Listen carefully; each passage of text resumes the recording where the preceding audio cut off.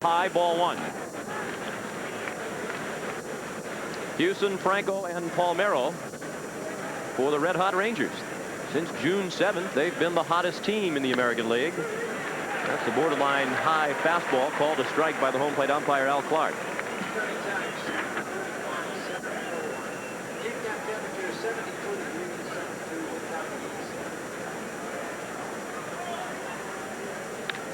Off the end of the bat and right back to Chris Bosio.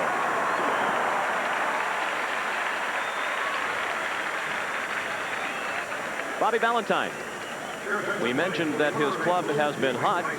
George W. Bush said before the game that he was nervous not only because Nolan was going for number 300 tonight, but because he thought Bobby Valentine and the Rangers were still in the race in the American League West. 29-13 since June 7th. And they've moved within 12 games now of the front-running Oakland Athletics. And they're over 500 at 51-50. Julio Franco batting an even 300. 6 home runs. He's knocked in 44. Well hit ball toward the gap in right center. It's slicing toward the right fielder, Felder, and he makes a nice running catch. The ball sliced back to Mike Felder. And he went into the slide to catch it in the gap in right center. Well, like most balls hit to right field or left field, the ball will go toward the line. He almost overruns this ball because it's slicing back so much toward the line. But nice play there from Mike Felder.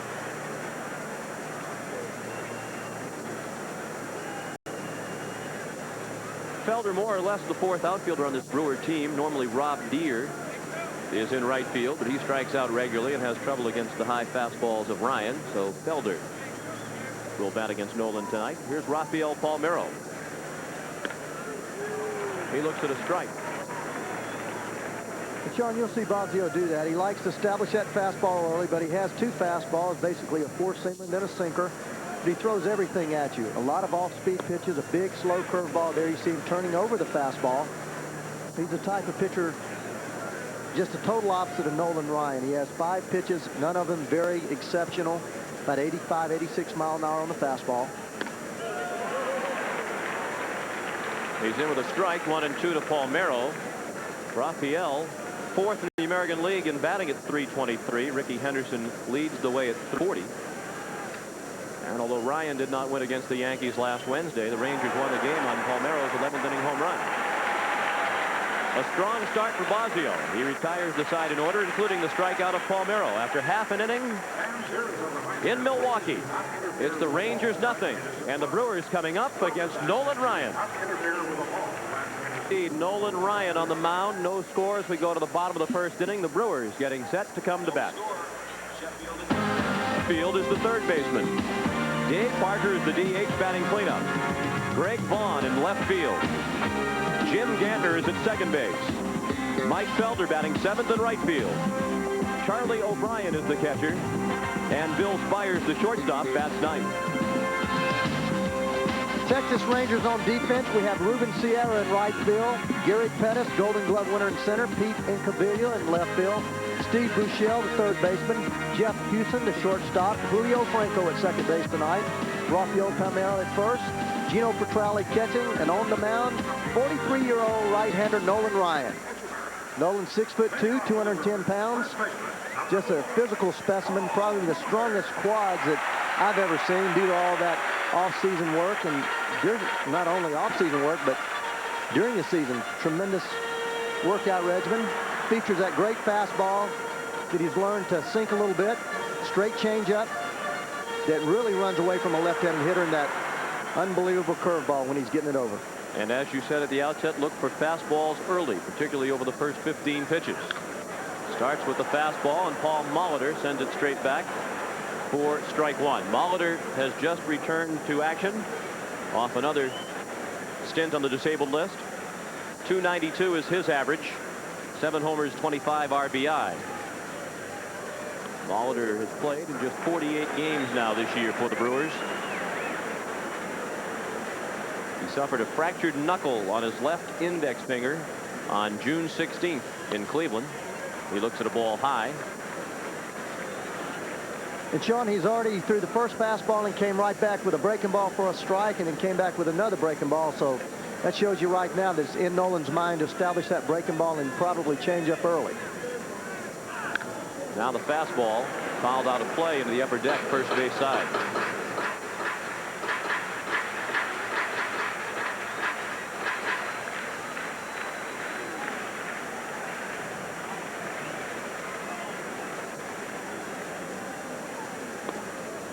That's a ball.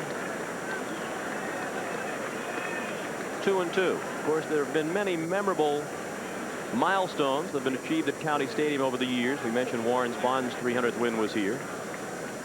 And Paul Molitor hit safely in 39 straight games back in 1987. Fifth longest hitting streak in modern day history. And much of that streak was put together in this ballpark. He hit .353 during the year of the 39 game hitting streak. Sean, Paul's one of those guys that take what you give him. He hits the fastball the other way, really stays back on the breaking ball. One of the quietest hitters you'll see. Hardly any movement. Bat's almost on his shoulder, but very little movement, and strikes out very little. And he's waging a tough battle with Ryan. 2 balls, 2 strikes. Nobody out, bottom of the first. No score in the ball game. The Rangers went in order in the top of the first against Chris Bosio. Well, I talked to a lot of people before the game, and I'm going to give you a little scouting report on a lot of these hitters and how Nolan probably was going to try to pitch him. Paul Molitor, very quiet at the bat. The best way to get him out is make him look for the fastball away, then bust him inside, try to saw him off. He has a tendency not to be able to get to that real good fastball inside part of the plate. It's 2-2. He's gone away with the fastballs. Let's see if he busts him inside. Trolley set up outside. The pitch was right down the middle. The blazing fastball. And Molitor is gone on strikes. There was some question as to whether or not Ryan would pitch tonight. We asked Bobby Valentine about it. Well, it's our decision, and Nolan definitely says he's ready to go. He threw 140 pitches last time. We gave him an extra day with an off day that we had and threw in Jamie Moyer to be our 5th starter. So he says he's ready to go. I saw him throw yesterday in between starts. It wasn't exactly what I'd like to see.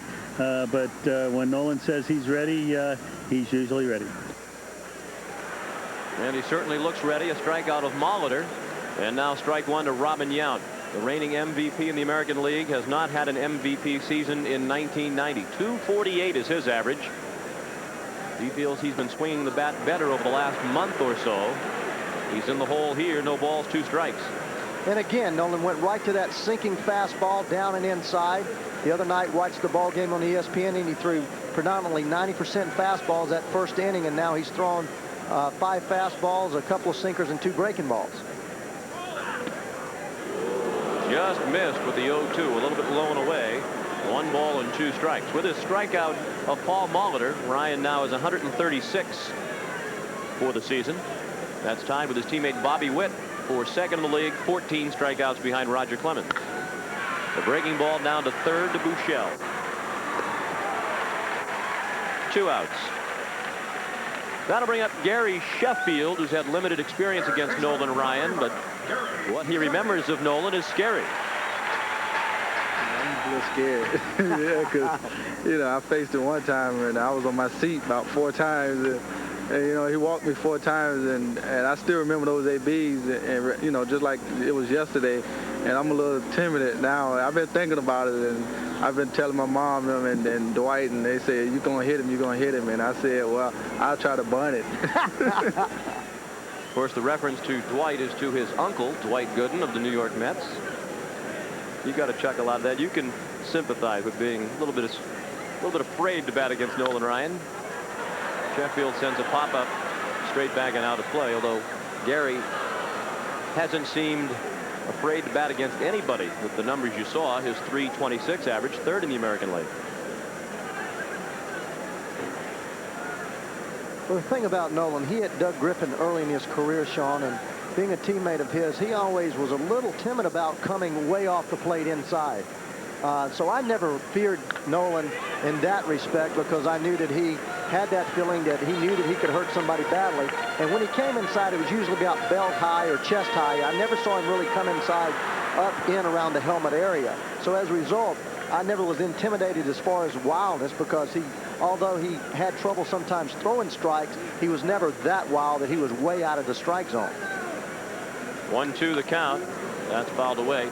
Would you say in his later years, over the last 4 or 5 or 6 years, where his control is noticeably better, that he will come high and inside now because he's not afraid of hitting people? He has more faith in his control. No question about it. The last 4 years especially, I've seen him come inside more than I saw the whole 5 or 6 years that I was associated with him in the National League.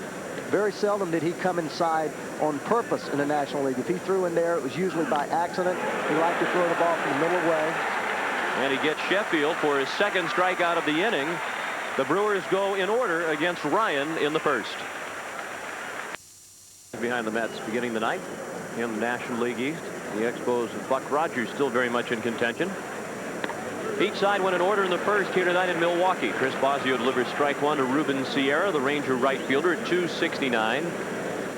12 home runs. He's knocked in 62. Swing and a miss. And a high fastball, 0-2. Al Clark is our home plate umpire tonight. Ray, what should we know about him? Well, Sean, I have a long history of Al Clark. We got AA and AAA and then the major leagues. He has a wide outside part of the plate as a hitter. If a pitcher can establish the strike zone away, he'll give you that pitch. I'm talking about a ball off the plate. Very consistent out there. And I always felt that he was a high ball umpire for the American League. We always talked about the National League being a low ball league and the American League being a high ball league. And he does give that high pitch. So he should be a plus for Nolan Ryan. Fly ball down the left field line. Greg Vaughn the catch. 1 out.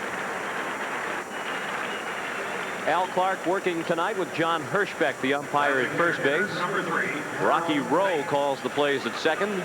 And the crew chief, Dave Phillips, in his 20th year as an American League umpire, is at third.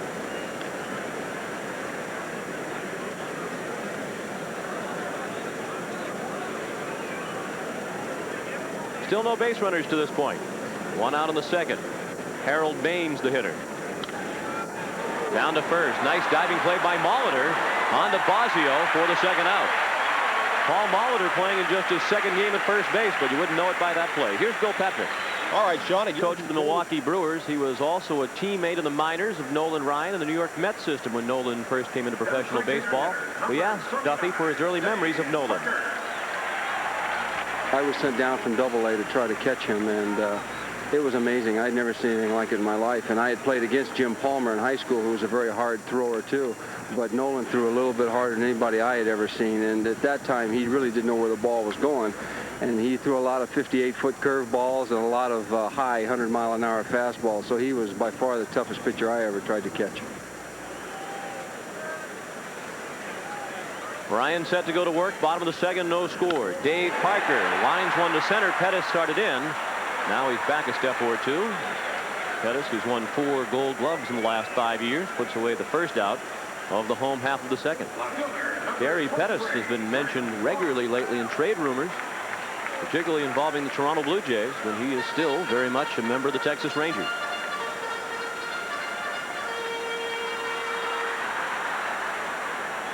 Well, Toronto Blue Jays want to shore up that defense.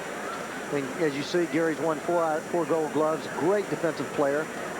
Texas Rangers thought that he could be a catalyst offensively. He walked 84 times last year. This year has only walked 30 times and hitting about 240. So he's not been the offensive player that they had hoped to set up the table for these sluggers. They do have an outstanding offensive ball club, can score a lot of runs, but Toronto does have trouble defensively in center field. Mookie Wilson being an outstanding offensive player and a great fourth outfielder, spark plug on a ball club. It does have trouble after that surgery playing center field.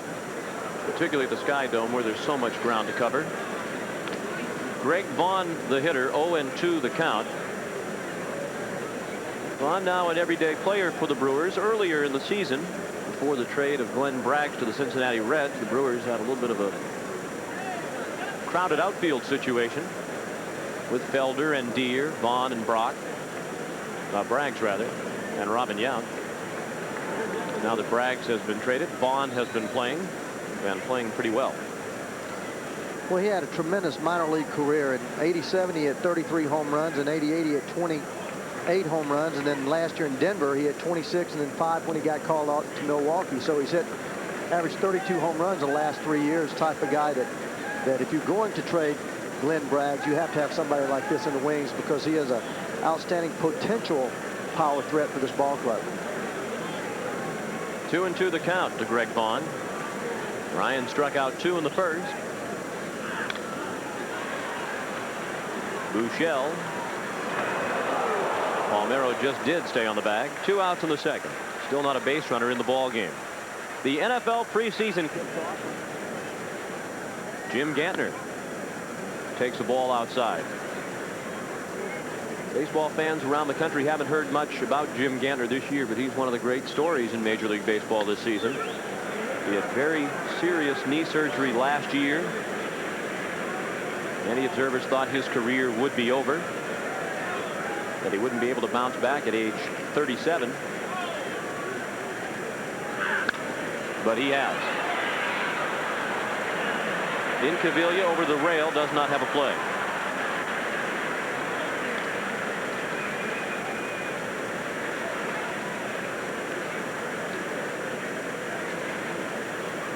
Sellout crowd at County Stadium. When the day began, they had about 6,000 seats available, but those were gobbled up quickly. No score, bottom of the second, 2 outs, bases empty. And Gantner takes a ball in the dirt. 2 balls, 2 strikes.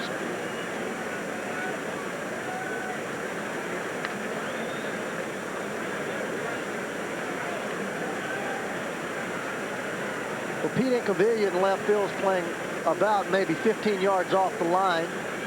Pettis is shedding in the left field. They look for him to hit the ball the other way. Gantner, with 2 strikes especially, will try to protect the plate.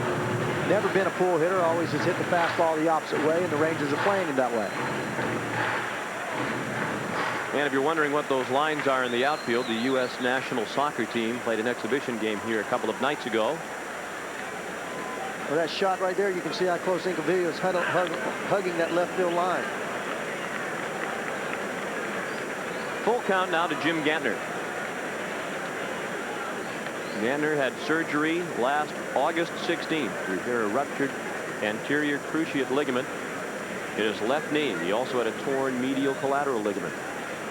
Sean, this is when Nolan sometimes gets hurt early in the ball game. A 3-2 count. Early in his career, he'd come right at this guy with a fastball. And as a hitter, you know that he's going to throw you that fastball. And what I've seen Nolan change over the last 3 or 4 years is he's gone to throwing that changeup or that fastball that he turns over away from left-handed hitters. When you get to 3-2 with Nolan Ryan on the mound as a hitter, you just say, hey, here it comes. I'm just going to get it started and let it go. And as a result, you hit a lot of balls hard that way. Pitching coach Tom House with the pitching chart. Nolan threw 141 pitches in his 8 innings last Wednesday against the New York Yankees. He's had a couple of extra days between starts. A quick story on that. In 1986, I was playing with the Mets. Nolan pitching with the Astros. 3-2 count, bases loaded. He threw me a changeup, and I swung at it about time it hit the front of the where the grass comes with the dirt. He never threw me another changeup after that. In the rest of my career, maybe 10 at bats, but I always remember that changeup, and it was in the back of my mind, and it made that fastball that much more effective. Stayed with the fastball on 3-2 with Gantner, but missed outside with it. And Jim Gantner is the first base runner of the ball game with 2 outs in the bottom of the second. One of the 19 members of the 300 win club, Tom Seaver, following his 300th win. He said, before the game, my emotions were like I was pitching the first day in the big leagues, as if I was levitating on the mound.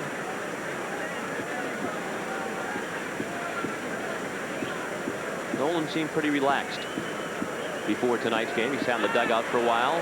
Gantner's running, and the throw from Petraglia, one hopper. It's a stolen base for Jim Gantner. This is something else to look for tonight. The Brewers, the #1 stolen base team in the American League, and Ryan is notorious for having difficulty with base stealing. Well, he has that slow leg kick. Watch how slow this thing is and how deliberate he is when he gets that weight on his backside to push off of those strong legs that we talked about.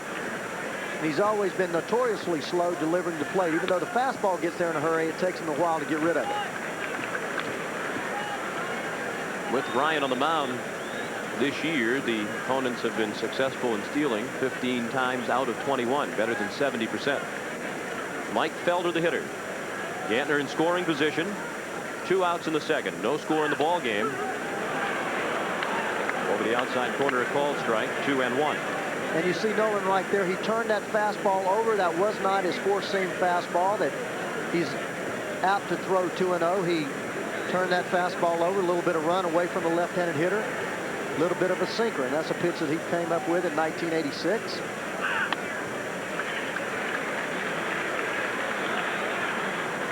Now it's 3 balls and a strike. You know, when I faced Nolan in the early 80s, when he was with Houston, he was basically a 2-pitch pitcher. Fastball, curveball. I can hardly remember him throwing a changeup. At least he never threw me any changeups until the time in 86, 3-2. But basically, he was a 2-pitch pitcher. Big swing by Felder. He foul tipped it into the middle for Trolley, and it's another full count.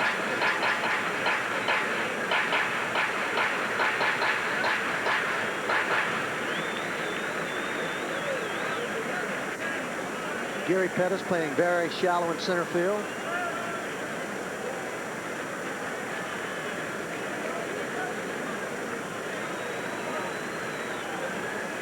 A 3-2 pitch, and Felder clings to life.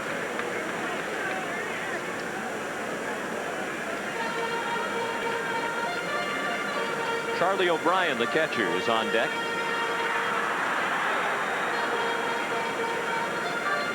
When Nolan starts feeling a little better about his breaking ball, this is really a good time. The first base opening, especially with a right-handed hitter on deck, even though it's early in the ball game.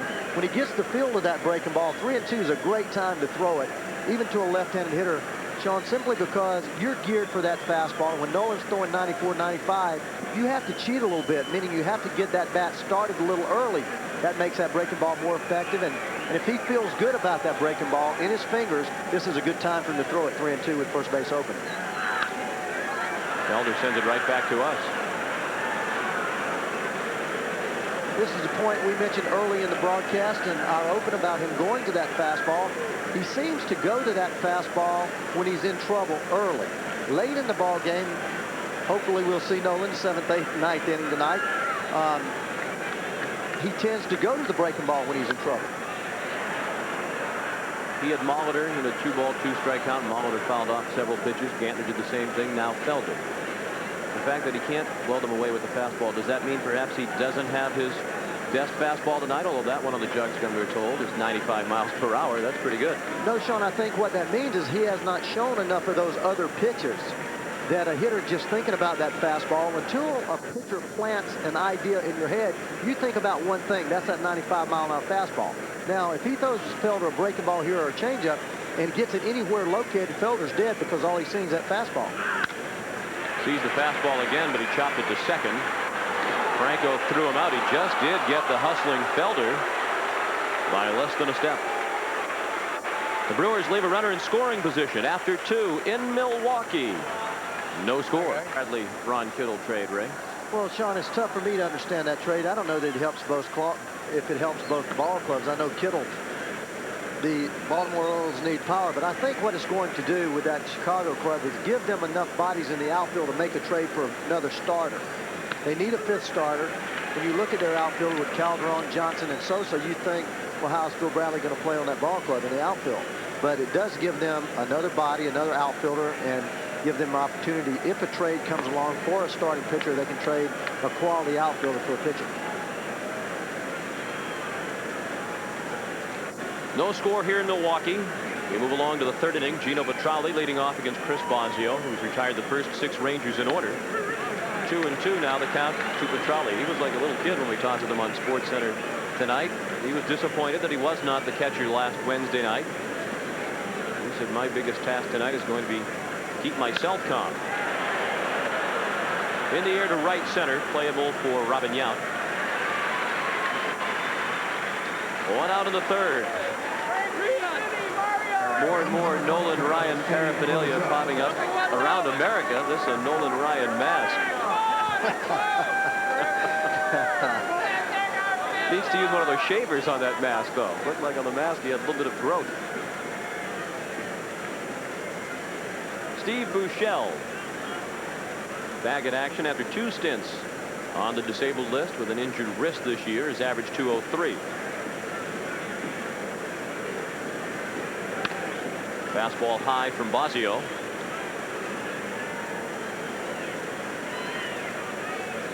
Bosio has lost his last 6 decisions. His best effort of the season was against the Texas Rangers on April 19th at Arlington Stadium. He pitched a 4-hit shutout. Brewers beat Bobby Witt that night 11-0. It's been a tough ride since then for Chris Bosio. 2-1 the count to Steve Buechele. Sheffield, a nice play to his left. And that's one of the reasons why Paul Molitor is the first baseman, because Gary Sheffield has adapted nicely to third base. Well, he's an outstanding guy. Great range. Could play shortstop. Was a shortstop in the minor leagues. First step quickness. And once he gets it, he's got a great, accurate arm.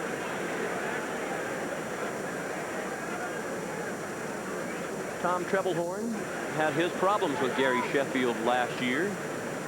Sheffield said he didn't think he'd be back with the Brewers this year, but he is. And Treblehorn has watched him mature into one of the best young players in baseball. You know, Sean, I talked to Gary. I've known Gary for quite a while when he was in spring training with Dwight Gooden when I was with the Mets. And he's always been a pleasant young man, and it really befuddles me that a guy like Gary Sheffield has trouble getting along with anybody. I think the fact that he was so highly touted as a young player, and a lot of veteran players tend to feel like you have to earn your keep in the major leagues, and they give you that rookie or that they big league you know, and the veterans sometimes don't talk. In fact, Gary said that a couple of his coaches last year gave him problems and wouldn't even hit him ground balls and things like that. So that's very hard for me to understand when those situations arise in a ball club, and that's what Don Baylor has rectified here. Robin Yount onto the fly ball from Pettis, and for the 3rd inning, the Rangers go in order. After 2.5 at County Stadium in Milwaukee, it's Texas nothing and Milwaukee nothing. And a pitcher's duel to this point. Still not a hit in the ball game, and just 1 base runner as we head to the bottom of the 3rd. Charlie O'Brien takes a breaking ball from Nolan Ryan for strike 1. Ryan has allowed just 1 walk to Jim Gantner through 2 innings. He has 2 strikeouts. You might be wondering, why is Charlie O'Brien in there tonight and not B.J. Surhoff? Well, one reason could be that last July 30th in Arlington, Texas, Charlie O'Brien hit a 3-run homer off Nolan Ryan. No homers this year for Charlie. Go along with a 179 batting average.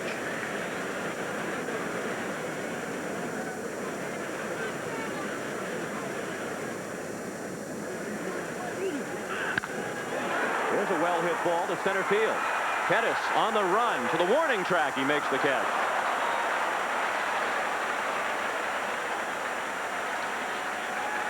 Well, Charlie O'Brien, good contact again against Nolan Ryan, but the breeze is blowing in from left center field, and it didn't help that fly ball.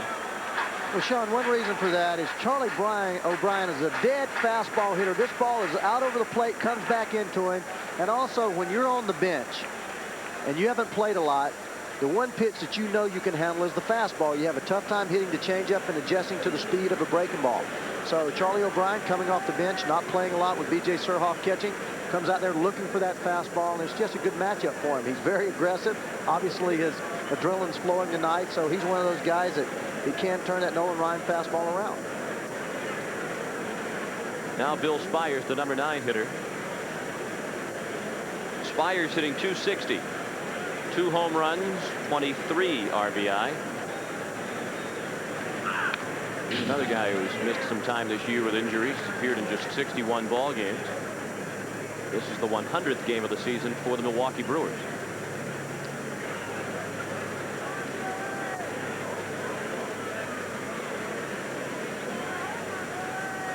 No score. We're in the bottom of the 3rd. 1 out and the base is empty. Off-speed pitch had Spires out in front.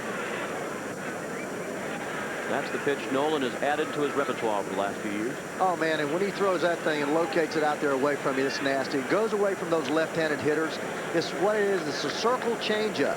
And he grips that ball. He circles his index finger and his thumb together, grips the ball back in those last 3 fingers, puts a lot of pressure on the little finger. The ball comes out almost like a screwball with that great arm motion. And with it laid back in the wrist, it just takes away that wrist motion, and he throws it in there about 70 miles an hour.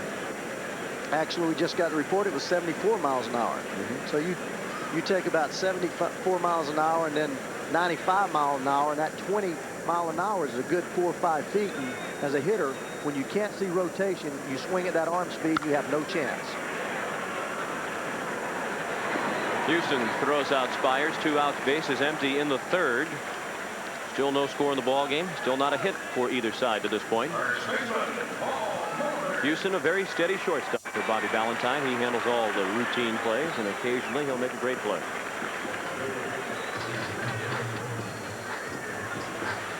You mentioned Jeff Houston. Bobby Valentine really raved about his, you talk about ability to play baseball and then the fundamental part of the game. Jeff Houston does everything well. He runs the bases extremely well, has what they call great baseball instincts, bunts well, hits behind runners well, makes good contact, seldom makes a mental mistake. Paul Molitor, little looper in shallow left.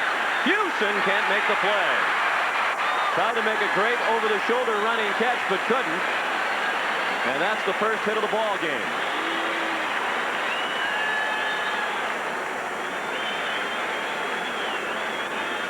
Well, this is just a great effort. Look at him turn his back completely toward the infield and not look up until he's made about 5 steps. Molly just fought that breaking ball off. It was a breaking ball that hung on the inside part of the plate. We mentioned about how quiet he was at the plate, not getting out front, kept his hands back and fought that breaking ball off just enough to fall in there between Incavillia and Houston. Molitor's base hit, the first of the game. Comes with 2 outs in the bottom of the 3rd. He's a threat to run. He has stolen 10 bases and has been caught only twice. Robin Yount, the batter, he bounced to 3rd his first time up. Well, you can look for Paul to go any time here because he is the all-time leading Milwaukee Brewer base stealer. Has stolen 50 bases or more 5 times in his career. Yount with a well-hit ball to right. That sends Sierra back to the wall. And it is off the wall. A late call from John Hirschbeck, the umpire. He finally said it was off the top of the wall. It's a triple for Yount and a 1-0 Milwaukee lead. Tom Treblehorn is going to argue he thought it was out of the ballpark. First base coach Andy Etchebarren is also arguing. John Hirschbeck really hesitated. The ball hit whatever it did hit and came back onto the field, and still he was just running out toward the outfield fence without a sign. Finally, he started pointing toward the wall, then a safe sign, and it was all very confusing. Yount was around second by the time the indication was made that it was not a home run. Well, see Sierra going back here looking up, and there's a little retaining wall there. There's a little fence there. It hits right on top of that fence, hits the wall, hits that retainer, and comes right back in, so they got to play right. Over that wall, there's an orange line. There's about a 12 to 15-inch screen fence around that outfield. Over that line where there's a yellow line, it's a home run. That ball hit the top of the wall, hit that fence, and came back in, so he got that call correct. A triple for Yount. Molitor scored from first.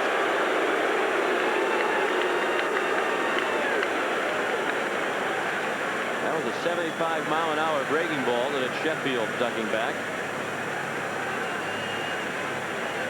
So a 2-out bloop single by Molitor, then an opposite field triple by Yount, and it's 1-0 Milwaukee. Sheffield up there with a runner at 3rd and 2 outs. He struck out swinging, ending the first.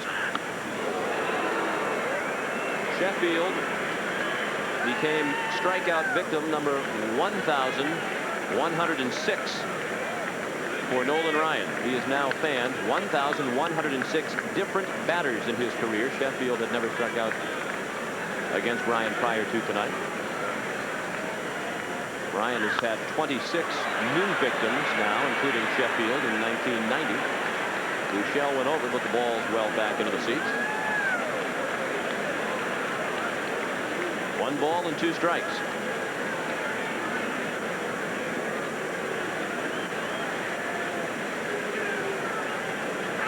We mentioned all of the different victims, 1,106 of them. The most frequent strikeout victim, Claudell Washington, 39 times. Houston throws Sheffield out. That's all for the Brewers in the third. But they came up with a run on the single by Molitor and the triple by Yount. Nolan Ryan, 1-0 Milwaukee as we go to the fourth. Chris Bosio has pitched a perfect 3 innings. He's facing the top of the order, and Jeff Houston. Houston bounced back to the mound to start the ball game.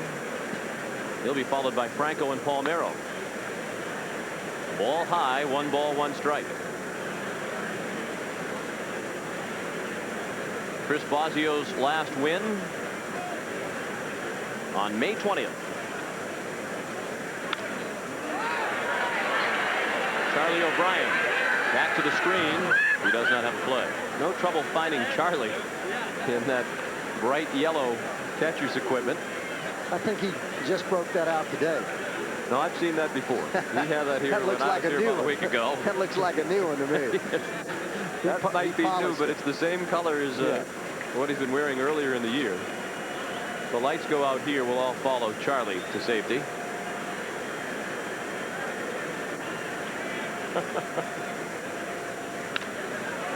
Houston with a fly ball to right, sending Felder to the warning track.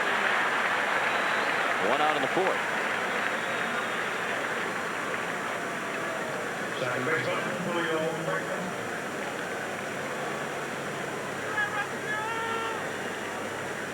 John, I tell you, offensively, you feel pressure in a situation with Nolan pitching, knowing that he's going for his 300th win, trying to do too much. You know, we've talked about the World Series atmosphere here, the All-Star Game atmosphere, just a lot of things humming, a lot of people around the batting cages. As a hitter, an offensive player, you know you need to go out and just score a couple of runs for Nolan. And as a result, you try a little too hard. You finally settle into your game around the 4th, 5th inning. The Rangers did look very nervous, those we spoke with before the game. They'd like to get this milestone for Nolan, get it behind them, and continue to play good baseball the rest of the year. Franco, a late decision, it appeared to bunt, and the count is 0-2. Bobby Valentine. The critics in the Dallas-Fort Worth Metroplex were calling for his scalp earlier in the year. He has survived. He received the votes of confidence from George W. Bush, the general partner of the Rangers, and from general manager Tom Grieve. Spires out at first. Molitor had the lunge for the throw for the second out of the inning. 1-0 Milwaukee. We're in the fourth. Chris Bosio, perfect for 3 2/3 innings. Coming up as soon as this ball game is over, we'll send you to Los Angeles. Chris Berman and Tommy Hutton standing by for Cincinnati and Los Angeles. We'll join that game in progress. The Reds try to end their 8-game losing streak. They're now just 5.5 games ahead of the Giants. And don't forget about the Dodgers, who have won 5 in a row, and they are just 7 games back heading into tonight's game with the Reds.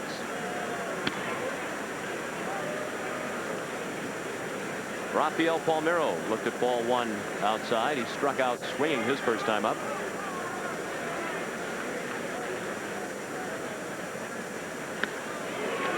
One ball and 1 strike. Now, Sean, you're looking at a guy, Chris Bosio, that last year was 15-10 with a 2.95 earned run average, which was 4th in the American League. He gets Palmeiro to serve one to shallow center. Robin Yount the catch, and the Rangers have gone in order in each of the first 4 innings. Through 3.5, Nolan Ryan and the Rangers trail 1-0. 3 innings, has thrown 54 pitches, 40 of them strikes. And his first pitch to Dave Parker, a strike. Parker lined to center, leading off the second. He's 0 for 1. He says he draws inspiration from Nolan Ryan. Parker himself, an older player at age 39. That's a well-hit ball to left center. In for a hit. Incaviglia race to cut it off. Parker's going to try for two. Franco got him. Franco caught it a couple of steps from the bag, but he still had time to lunge to the other side of the bag and get the tag on the sliding Dave Parker.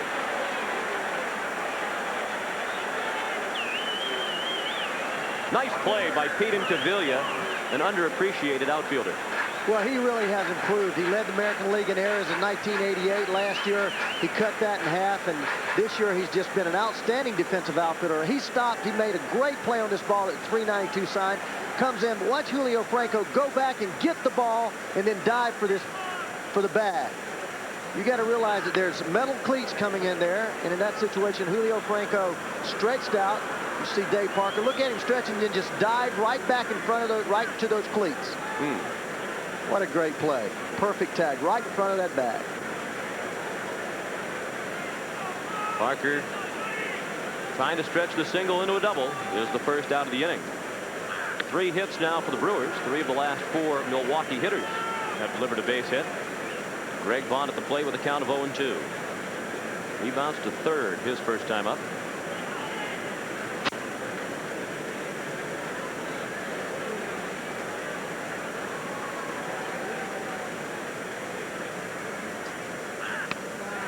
That is strike 3. Vaughn blown away on 3 pitches. 3 strikeouts now for Ryan. That one 95 on the gun. Well, Sean, you mentioned that 95. Most of his fastballs have been in the 95 area, but our report was he threw an 89-mile-an-hour fastball to Robin Yount, the ball that he hit off the top of the wall last inning. So I don't know if he was trying to put a little bit of movement on that ball or what, but it certainly was not one of his best fastballs. Gantner is swinging a miss. Jim was the first base runner of the ball game when he walked with 2 outs in the second and stole second. He was stranded there. Greg Vaughn, by the way, is another first-time strikeout victim for Nolan Ryan. That means 1,107 different batters have struck out against Ryan.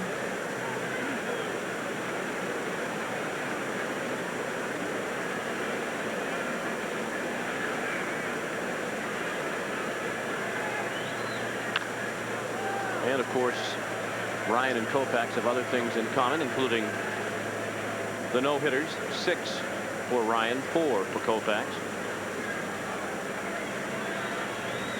I think the amazing comparison between the two of them. Nolan Ryan, the all-time leader in games with 10 strikeouts or more, 202. Sandy Koufax second with 97. That just missed, a little bit low. 1-2 to Jim Gantner. Sean, when you talk in pitching and you talk to a lot of the old-timers, people talk about Nolan Ryan and Sandy Koufax in the same vein. They both were power pitchers with fastballs and curveballs. And those two guys are probably the two most comparable pitchers as far as velocity is. Jimmy Gantner stings one into right field. 4 hits now for Milwaukee. And for the 3rd straight inning, Ryan sees a Brewer reach base with 2 outs. It hurt him last inning. Molitor singled with 2 outs, and Yount tripled him in for the game's only run.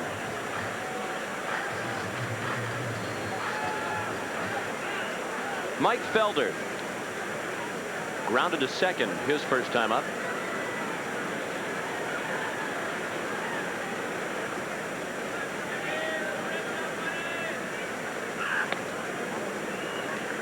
Ball. Gantner very much a threat to run at first base, as you saw, following his walk in the second. Jimmy stole his 7th base of the year, and he has not been caught. In the opponent's field because he's coming off knee surgery. He's 36 years old. He won't run anymore. But Gantner's been sneaky. 1-1 the count to Felder.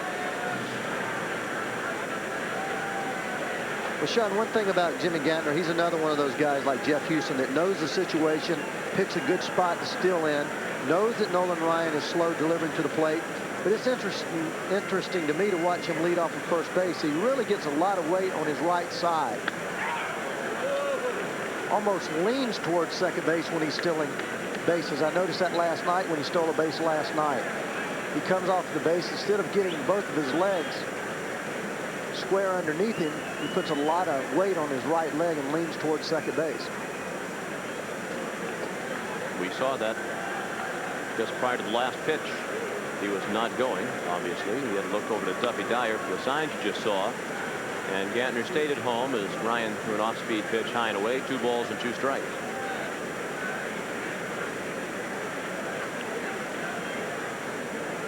Well, ideal situation to run. 2 and 2, 2 outs, 1 run up.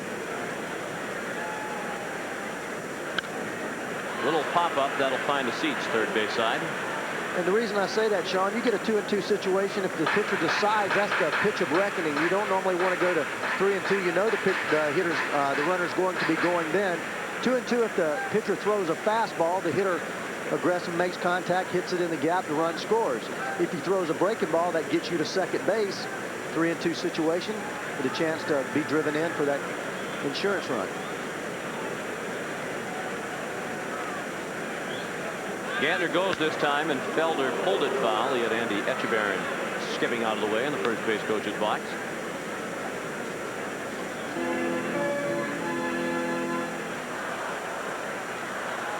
Talked about Jim Gantner leaning. Look how much weight he has on that right leg.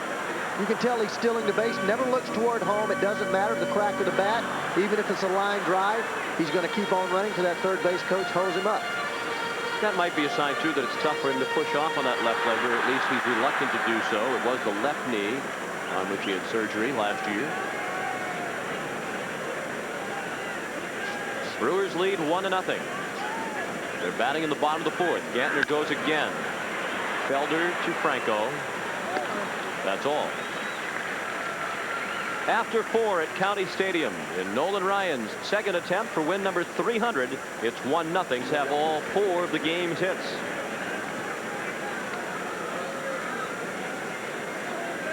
Chris Bosio has worked 4 perfect innings.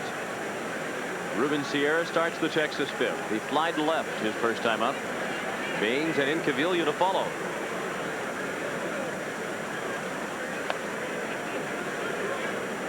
Ball 1.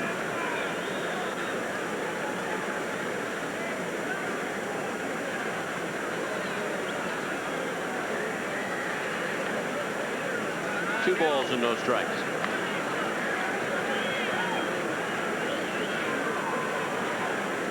Bosio 3-3 lifetime against the Texas Rangers. We mentioned earlier his only appearance this year against them was a complete game 4-hit shutout on April 19th. He was the first American League pitcher to throw a complete game this year. That came in that win at Texas.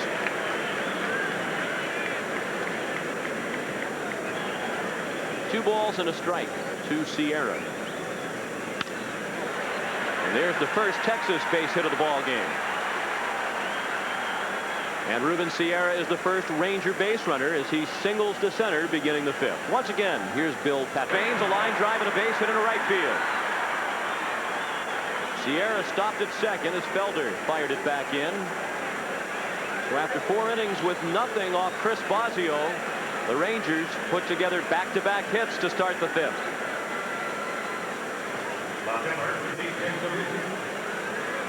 Well, Bosio comes in with a fastball and moves away. Harold Baines, being the great hitter he is, goes right out for that ball. He's always had a tendency to dive toward that pitch. Staying right on top of that ball and just drove that ball. Here, Ruben Sierra thinking about going to third base, but knows with nobody out, he better stay right there on second. Good thing he didn't go too far around second as far as the Rangers and their fans are concerned, as Felder's throw was right to the bag. Well, this is an interesting situation, Sean. Normally with your 6th place hitter like this, runners on first and second away, you would bunt in this situation. You don't want to ask Pete Incaviglia to do something that he can't do. I've not seen him play enough to know whether or not he's a good bunter, but it's an ideal bunting situation. He has not sacrificed this year. He takes a fastball for ball 1. Well, that's just Bobby Valentine knowing his personnel. I've always heard managers, Sparky Anderson, say you never ask a guy to do something he's not capable of doing. Although Incaviglia hits the ball hard, he doesn't run extremely well. You want to stay out of the double play. How hard is it for a major league hitter to learn to bunt? I'm sure the fans at home are saying, these guys are paid so much money, why don't they stay in the batting cage until they learn how to bunt? Well, it depends on the mentality. It's very easy to do, but Pete Incaviglia, we talked about before, he has that slugger's mentality. He takes it as a personal affront to bunt, and I think that he's always hit a lot of home runs and never been asked to bunt. So it's not very hard to do. I think it's the easiest thing in the world to do. Bunting is so simple. It's like catching a ball with the top hand on the bat barrel. And all you have to do is work at it a little bit. But I think that's the thing that most major league hitters do the least. I don't see anybody working on bunting the way that I first did 20 years ago when I first broke into the game. It was such an integral part of the game. Tom Robeson, the hitting coach for the Texas Rangers. That's the bugaboo for Pete Incaviglia. He'll strike out a lot, although he has not fanned over the last 4 games. The longest he has gone this season without striking out is 5 games. Well, you take a 2-in-1 situation with a guy that can handle the bat and doesn't strike out a lot. You can send the runners and he makes contact. You stay out of the double play. You create a lot of things. 2-2 pitch. Blown away. 3 balls and 2 strikes. Incaviglia has fanned 96 times this year. He's also had more success in his career against Milwaukee than any other opponent. He has 15 home runs and 46 RBI against the Brewers. And those are his career bests against any opponent. Well, this situation is where you need to look for the ball away, fight off the ball inside, just make sure you make contact. 3-2 pitch, high and tight, ball 4. The bases are loaded for Texas. With nobody out in the 5th inning, the Rangers trail 1-0. Tom Trebelhorn watched Bosio breeze through the first 4, retiring 12 men in a row to start the ball game, but 3 straight Rangers have reached here in the 5th. Leadoff single by Sierra to center. Baines followed by lining the first pitch he saw into right, and now a walk to Incaviglia on a 3-2 pitch. Gino Petralli fly to center his first time up.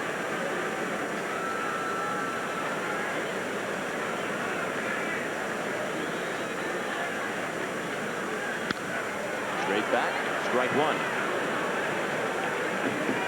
You know, Sean, my thought on this, talking to Larry Haney, the pitching coach, he mentioned the surgery that Bosio had on his right leg and how weak it was, and that it has caused a lot of problems for him pushing off.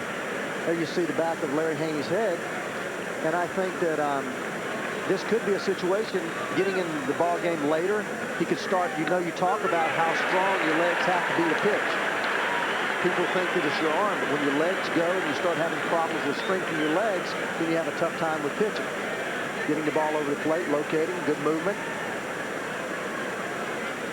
He's 0-6 over that span with 4 no decisions. Petralli with a well-hit ball to right, deep enough to score a run. Felder the catch. Sierra scores, and we begin again, tied at 1. Gino Petralli picks up his 15th RBI of the season. And the Rangers still very much in business here in the 5th with runners at the corners, and 1 out as Baines tagged and took 3rd.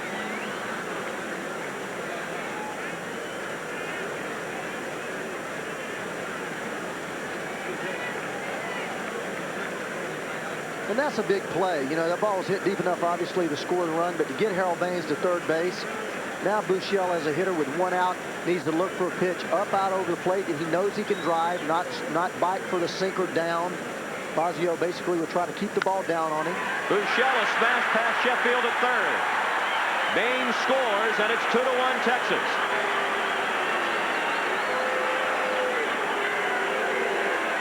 Steve Buechele, a single to left. It's his 16th RBI of the year. Breaking ball. He chose to go with a breaking ball. Buechele right there. Gary Sheffield not getting a real good jump on the ball. What you do as a third baseman there, although that ball is hit hard, you must get in front of that ball to try to knock the ball down. Gary may not have seen the ball off the bat. I know a lot of times at third base on these ballparks where the bleachers come right down to the field, you cannot see that ball hit about 4 or 5 feet off the ground. And it looked as if he had trouble picking that ball up. Larry Haney out to the mound for a quick chat with Bosio. He's now given up 3 hits and a walk. That was a base hit, but Tom Trebelhorn knows that a big part of his team's lack of success this year, the biggest reason why they are in 6th place in the American League East, is their defense. They are the worst defensive team in the American League, and they were the worst defensive team in the Your neck, your throat. Pettis a fly ball to left center. Yount steps in front of Vaughn to make the catch. Whatever you have to do to knock the baseball down and keep it in the infield. But by the way he reacted, I don't think he saw the ball off the bat. Runners at first and second now with 2 outs. 2 runs in here in the 5th for Texas. The Rangers lead Milwaukee 2-1. And the 7th batter of the inning will be the leadoff man in the Ranger batting order tonight, Jeff Hewson. He's bounced back to the mound and flied to right.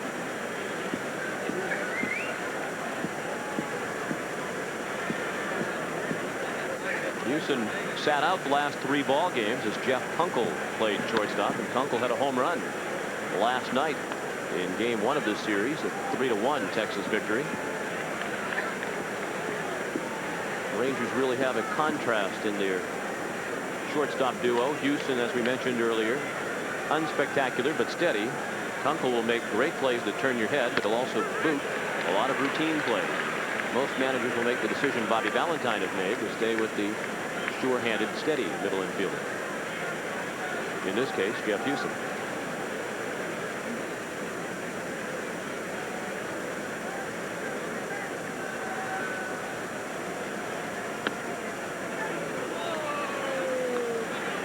There's Jeff Kunkel,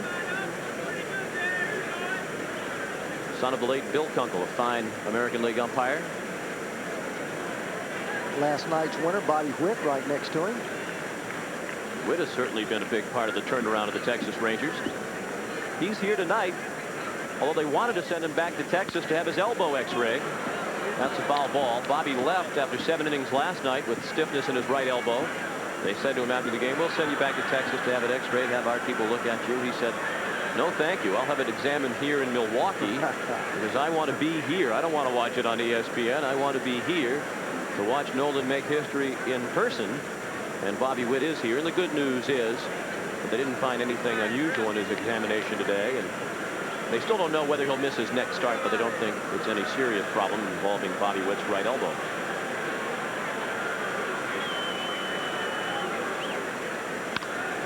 Well hit right field, hooking away from Felder, and he can't make the play. It's all the way to the wall. Incaviglia has scored. Buechel's being waved in. He will score. A triple for Jeff Hewson and a 4-1 Texas lead.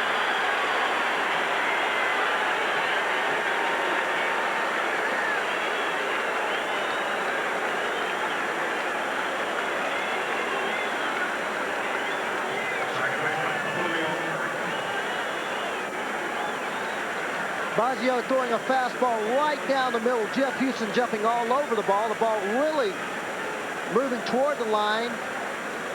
Felder plays a lot of position, shortstop, third base, outfield. As you see Jeff Hewson react there.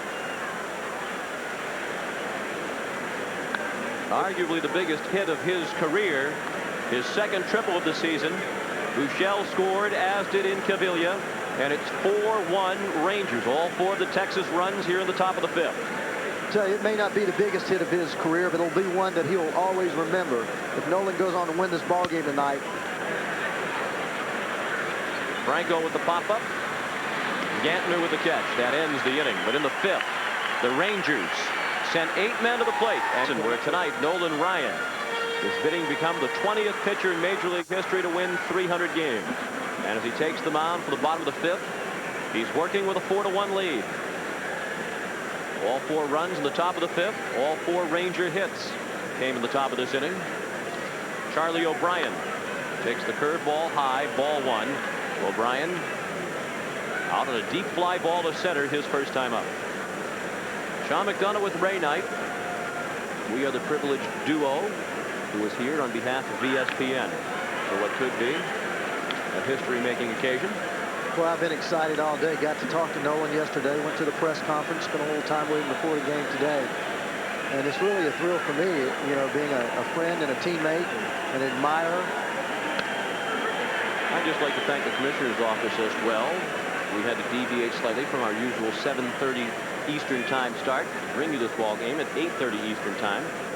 Permission was granted by Major League Baseball so that we could be here tonight and show the fans around the country Ryan's second attempt for number 300.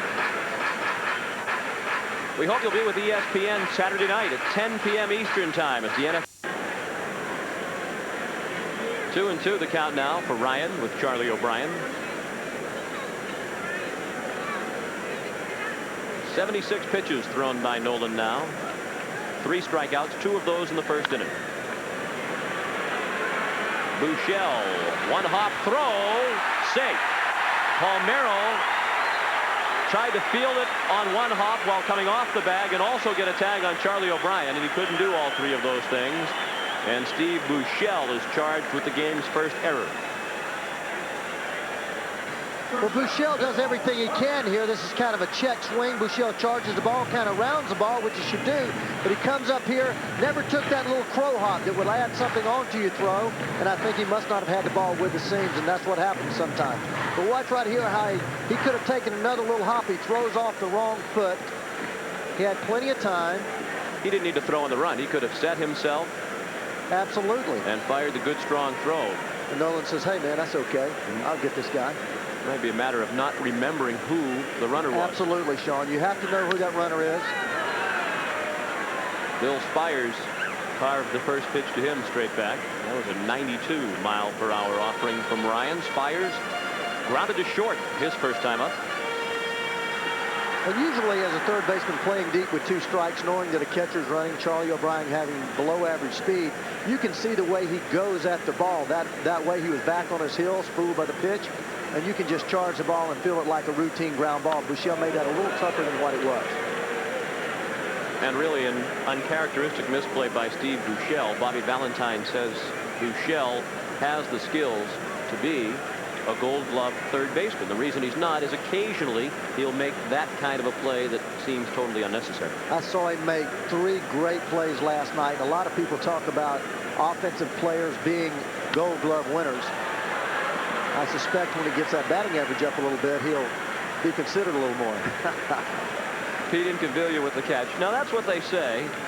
1 out in the 5th here. That's what they say in Texas. Buechele doesn't get that much consideration because he's not that good a hitter, but that shouldn't have anything to do with it. I agree with you. I agree with you totally, but usually that hitting recognition brings recognition. Well, obviously, when you hit a lot and you hit home runs, you hit for high average, people talk about you more, and the fielding usually comes along. I know Mike Schmidt always was an outstanding fielder, but would make 25, 30 errors a year on AstroTurf and always got the Gold Glove. There were 2 or 3 times when I fielded better than him on the course of the season, made fewer errors, and I don't know how I knew we were working around to that. Doggone right. I'll work to it. How did you know that? I never mentioned that to you.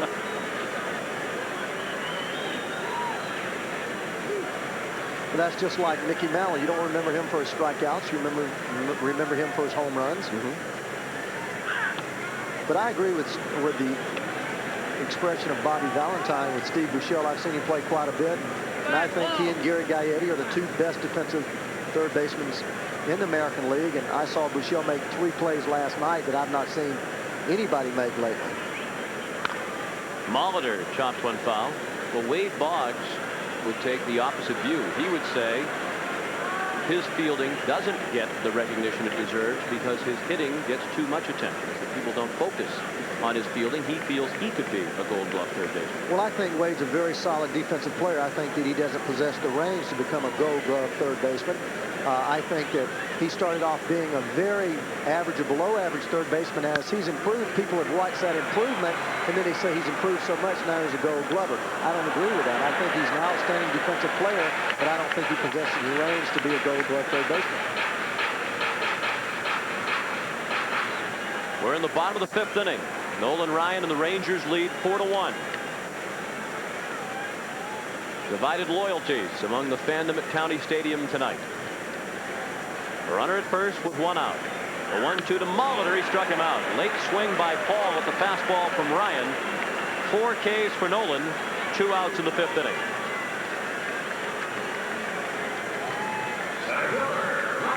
I tell you what, he just rears back and lets this fastball go here. This is just a true blue fastball outside part of the plate. Paul Molitor missed it on the end of his bat simply because he just could not catch up to it. But that's what we talk about location. He threw that ball right on the outside black of that plate, and there's no way that you can hit that ball unless you're trying to take it down the right field line. Then if you do, you're late. The best thing you can do on that pitch is foul it off. The second time Molitor is struck out. This is Robin Yount, who drove in the Milwaukee run with his triple off the top of the fence in right field in the 3rd. That scored Molitor from first.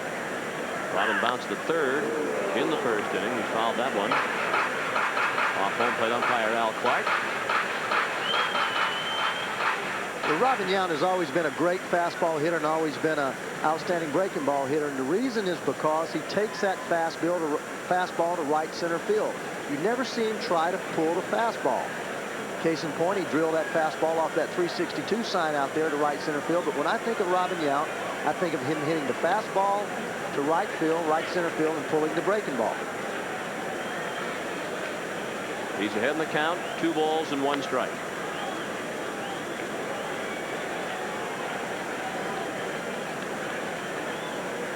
Yount, the active hit leader in Major League Baseball with his triple. He now has 2,695 hits. And he'll be pondering milestones himself. 3,000 certainly on the horizon. 2 balls, 2 strikes to count. Robin with 62 hits more than George Brett. And his teammate Dave Parker is 3rd on the active hit leader list. Parker's in the hole. Sheffield on deck. Struck him out. Low heat. Yount couldn't get to it. Back-to-back strikeouts end the inning. 5 strikeouts in the ball game for Ryan. After 5, 4-1. 4 apiece. Texas has committed the game's only error. It was not costly. Rafael Palmeiro takes a breaking ball. Check swing, ball 1. Palmeiro, the only Ranger in the lineup tonight who did not bat against Chris Bosio during the 4-run 5th inning.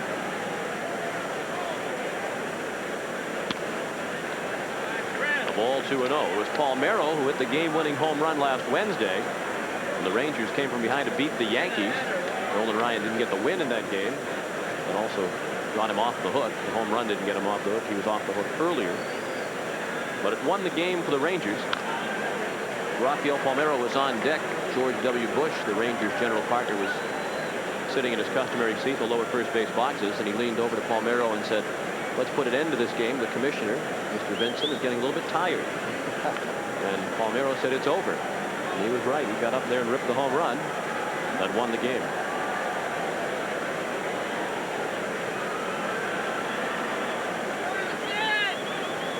Well, Rafi's putting together a great year, hitting .321 right now at the moment. Last year, he was leading the league in hitting in late May, hitting .361, and then hit .235, which caused some concern over the last half of the season. Rafi said he started trying to hit home runs, trying to pull the ball, doing things that was not natural for him. The Rangers had talked about his inability to drive in runs. He ended up driving in 64 runs last year. But he's gone back to waiting on the ball, staying off of that front foot, hitting the ball the opposite way. And that has him coming into tonight 4th in the league in hitting. And he already has 60 RBIs for the season, so just 4 more and he'll top his RBI production for all of last year.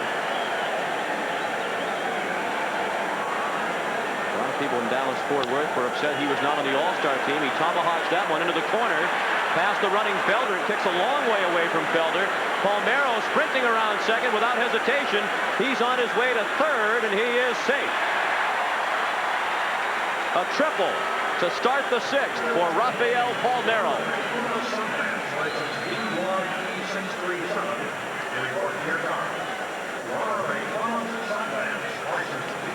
Just a fastball, just up in the strike zone. Palmeiro getting his hands up on top of the ball. Felder doing a lot of running out there, almost identical to Jeff Houston's triple. Just a fastball hooking away from me, hitting so hard, nothing that Mike could do about it. Rafi just sliding into third with no pressure on him. But that was style point slide there. Trebelhorn has the infield in. Brewers already trailing 4-1 in the 6th inning. A runner at third and nobody out for Ruben Sierra. High fastball has Ruben ducking out of the way. Bosio breezed to the first 4. He pitched 4 perfect innings. He has labored since then. Sierra started the 4-run 5th inning with a single to center, and he scored the first of the 4 runs. Well, with a 4-1 lead, Milwaukee Brewers infield right in on top of the grass, which makes it easy for a guy like Ruben Sierra, who hits the ball as hard as anyone. This guy possesses tremendous talent.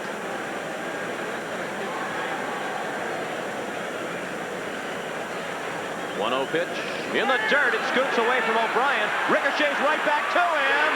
Out at the plate is Palmeiro. What a break for the Brewers. That hit the backstop and deflected all the way back to Charlie O'Brien. He didn't have to track it down up against the screen.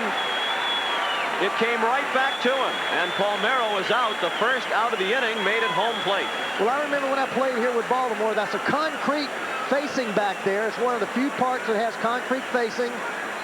You should know that as a base runner. But once you see that ball in the dirt, there's no way that you expect it to come back like that. But Sean, you should know the wind, field, ground, and fences. And I knew as a player for Detroit and Baltimore in the American League that there was a 6 or 8 inch concrete base back there, and often the third base coach would remind you, make sure that the ball does not hit that concrete base, because if it doesn't, you can walk in there. And it hurts even more for the Rangers as Sierra stings one. The left to right center, cut off by Felder. And it's a double for Ruben Sierra. So he's in scoring position with 1 out. They're starting to rack up the hits.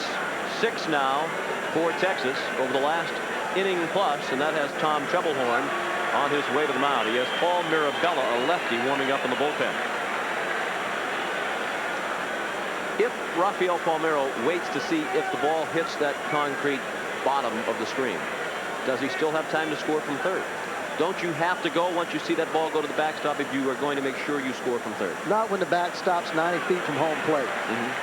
You know the backstop there, like in Dodger Stadium, anything back there. You have to know the ballpark. In this ballpark, you know that there's the concrete base back there. With nobody out at third base, there's no pressure to score in that situation. The natural reaction, you see the concrete right there. We talked about that in meetings. It's happened a lot of times before. I know that I've only seen it happen one other time when I was with Baltimore, but you know that it's back there, and you know that a ball that's hit real hard or that's thrown real hard will bounce back. Chris Bosio departs. Paul Mirabella will be the new pitcher. Bobby Valentine and the Rangers lead 4-1. 4-1 Texas. It was nearly 5-1, and this could be a big play in the scope of things when the tail of this ball game is written. Well, Sean, you're exactly right. You know that the runner has to go when you see the ball go by the catcher, but you see how Chris Bosio is in there. If you play in this ballpark enough, you see it happen a lot. As a visiting club, you may not know that that's back there. But you saw Chris Bosio make that break toward home plate, so obviously he's seen it happen numerous times, or he wouldn't have been to home plate to cover the play.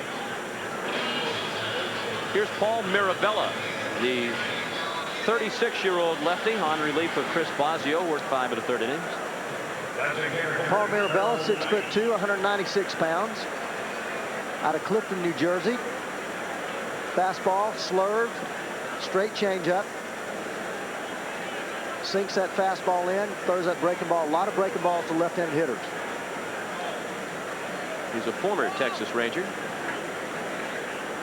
And he inherits Ruben Sierra, the runner at second with 1 out, following his double that knocked Bosio out of the ball game. Harold Baines, the batter. Breaking ball, a strike on the inside corner. Baines 1 for 2 with a single to right in the 5th, and he scored one of the 4 runs last inning.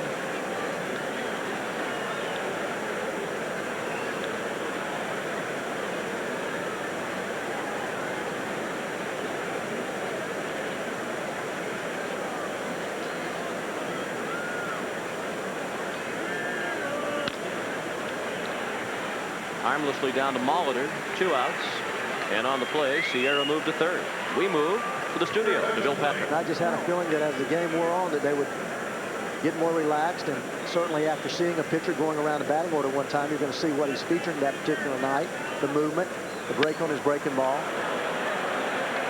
Robin Yount has the play in left center. That's all for the Rangers in the 6th. They pick up a run.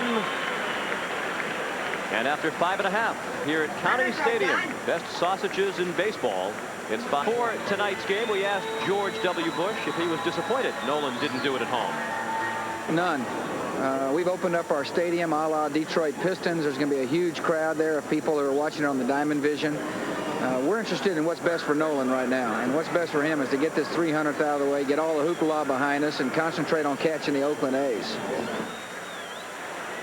And as we said earlier, Mr. Bush is serious about that. He feels the Rangers, just 12 games out, are still in the race, that they can take some inspiration from the performance of the San Francisco Giants over the last couple of weeks.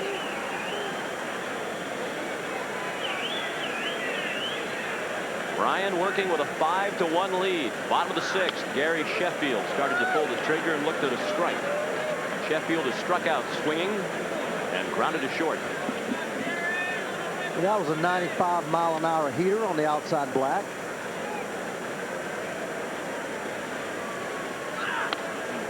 I talked to Gino Petralli before the game tonight. Tom House, Bobby Valentine, some Texas writers and broadcasters. All of them watched Nolan Ryan throw a couple of days ago in between starts, and none of those people seemed very encouraged. They were worried that he might not be able to go maybe more than an inning or two tonight. So much for that. Petralli back near the screen makes the play. And what a thrill for Gino Petralli. Out of baseball in 1985, released by the Cleveland Indians, at home in Sacramento, California, loading soft drinks onto trucks for about a month. When the phone call came, the Rangers needed a AAA catcher because of some injuries. He went to AAA, was there a couple of weeks, was summoned to the big leagues because of more injuries. And he's been in the big leagues with the Rangers ever since. One of the nice people in the game of baseball, and this will be a thrill he'll never forget. John Russell, one of the Ranger catchers, in his first game with Texas, caught Nolan Ryan's 6th no-hitter. Gino said he's with us one game and catches a no-hitter. I've been here since '85 and haven't had a chance to be a part of any of the fun. That could change for Gino tonight. Parker is struck. Sean, a little note about Nolan. Early in his career, not necessarily early in his career, but the first time I faced him in the National League, he was a type pitcher, a little bit of macho in him. He was the type of guy that if you hit his fastball, he'd come right back at you the next time at bat and see if you could do it again. It's kind of funny because Dave Parker hit 2 ropes, a fastball to center field, line drive for an out, a line shot to left field on the fastball, and here Nolan comes right back and throws him 2 more fastballs, and then another fastball. 1 ball, 2 strikes, the count to Parker. Craig McMurtry, a right-hander, is throwing in the Texas bullpen.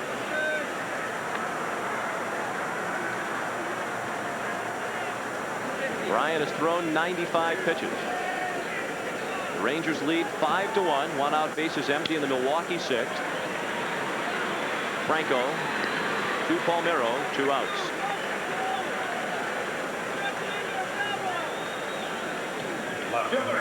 Well, Sean, we talked about those fastballs. He busted him with a fastball away, busted him in.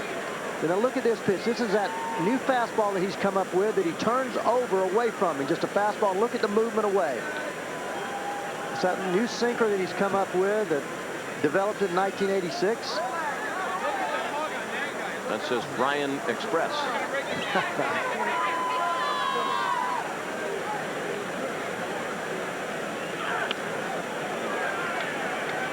But in my estimation, that's why over the last 3 or 4 years, Nolan Ryan has become a true pitcher.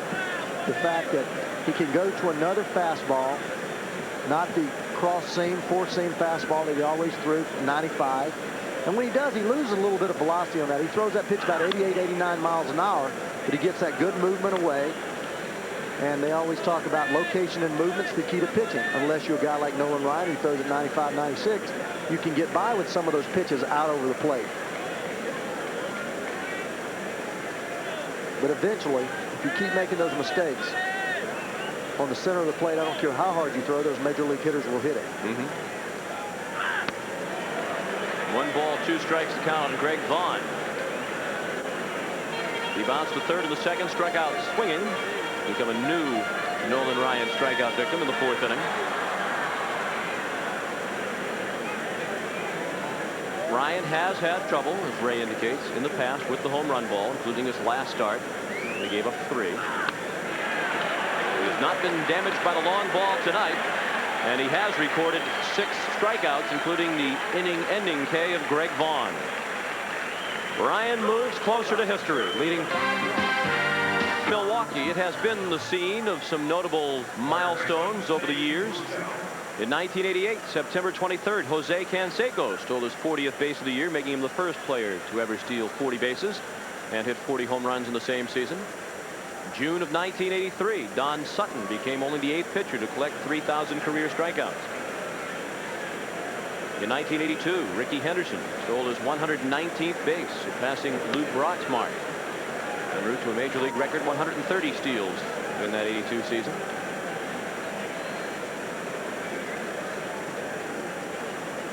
And tonight, perhaps a chapter will be added to the history of County Stadium as Nolan Ryan goes for career victory number 300. It's 5-1 Texas as we go to the 7th inning. Paul Mirabella in relief of Chris Bosio. He's pitched 2/3 of an inning and allowed 1 hit. He's working to Steve Buechele with a count of 0-2 and now 1-2.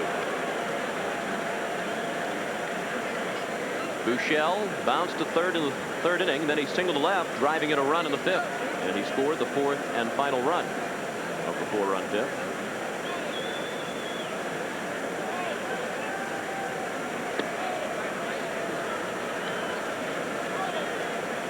Gary Pettis to follow, and in the top of the order, Jeff Hewson in the 7th inning.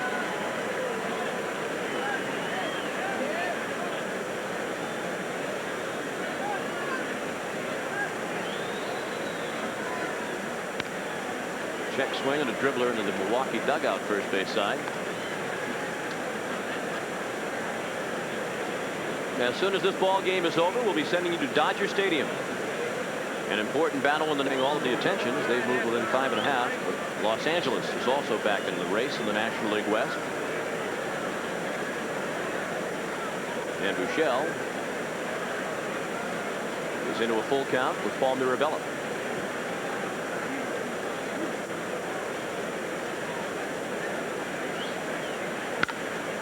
In the air, right center field. A long run for Mike Felder. And he makes the catch. Mike Felder's speed didn't help him much as he tried to track down those triples by Hewson and Palmeiro. But that time, speed paid off nicely for the Brewer right fielder. Well, I can see some scout now saying Felder goes better to his right than to his left. But this ball was just more of a high drive as opposed to the balls down the line, which were just sharp line drives. But Felder, having that great speed, just ran that ball down as it hung out there in the moist night air.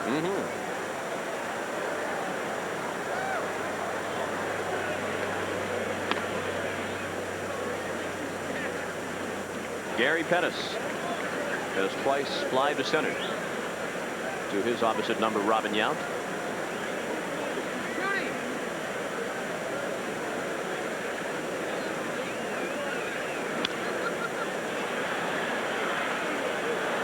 Everywhere Pettis has been, they've tried to make him a more selective hitter, get him to bunt more, to hit the ball on the ground more, and take advantage of his speed. But for whatever reason, he never does that consistently.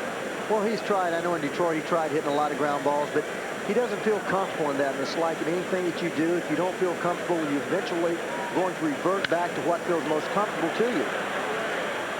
Felder appeared to have trouble with the lights as that line drive came toward him. He made the catch for the second out of the inning.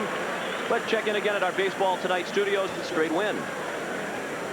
Managing to concentrate on the task at hand despite all the turmoil surrounding the George Steinbrenner situation.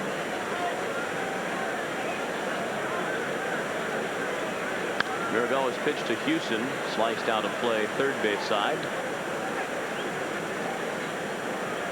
Houston a big hit in the ball game with a triple. Driving in 2 runs, it went to right field. His only hit in 3 trips tonight.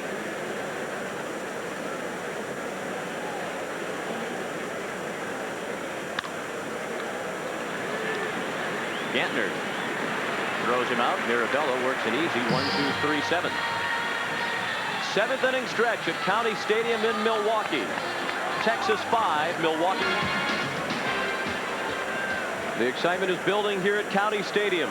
Nolan Ryan is working with a 5-1 lead in the bottom of the 7th inning as he goes for career victory number 300. Jim Gantner, the leadoff hitter. 1 strike the count. This is pitch number 103 of the night for Ryan. Loop to left. Incaviglia is there. 1 out. That's the first time Ryan has retired Jim Gantner, who had walked and singled previously.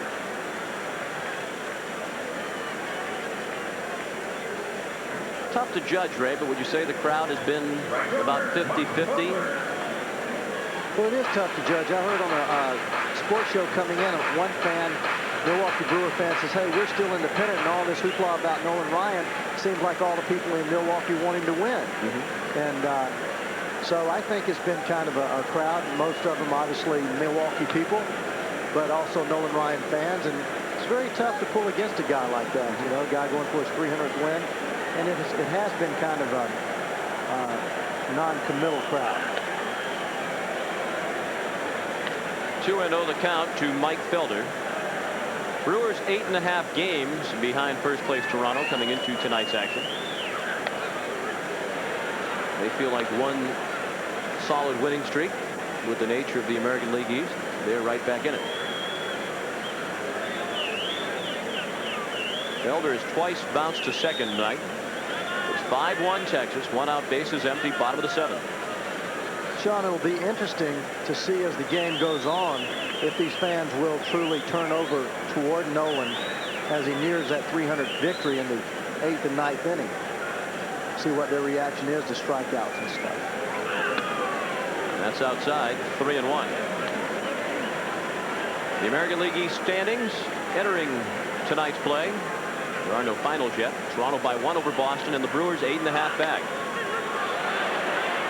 In 6th place, but they think it's achievable. They certainly have to field and pitch better. Ryan was in with a called strike on 3-1 to Felder. The count is now full. Charlie O'Brien's on deck. That's the second walk Ryan has issued tonight.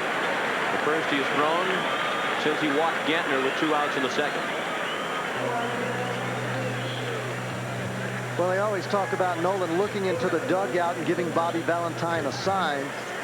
I know Nolan, he would like to be able to complete this ball game, to be able to share all that with his teammates as the game's completed, because he will be on the mound for the bottom of the 9th. And those relievers don't want to come into the ball game. The last thing in the world you would ever want to take back to Texas with you is to be known as the man who blew the lead when Nolan Ryan left with win number 300 seemingly in his grasp.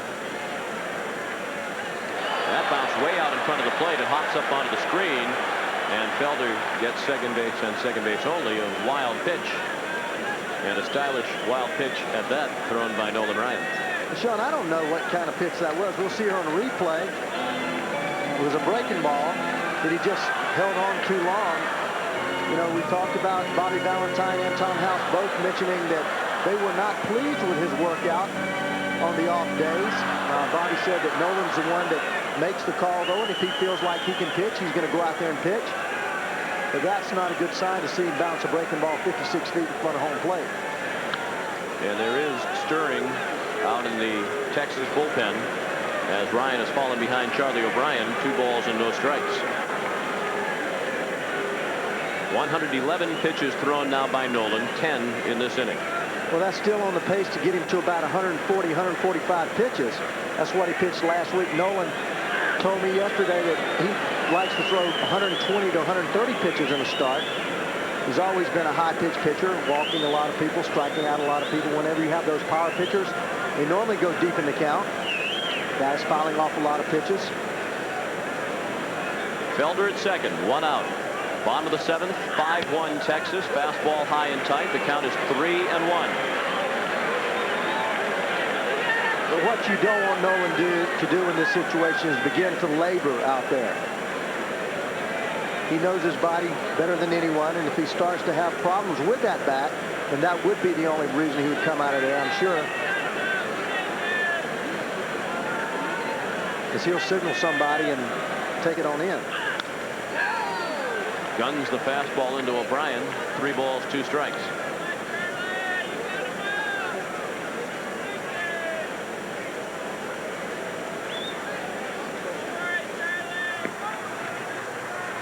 Brad Arnsberg, who struck out the side in the 9th last night, preserving Bobby Witt's win over Milwaukee.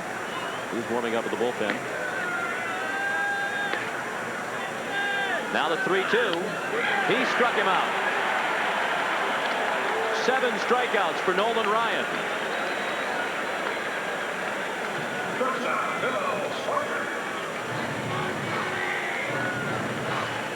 Well, 7th strikeout. Look at the location of this pitch. Petrelli shifts outside, the ball right on the outside black, knee high, no chance. Take it on back there, Charlie.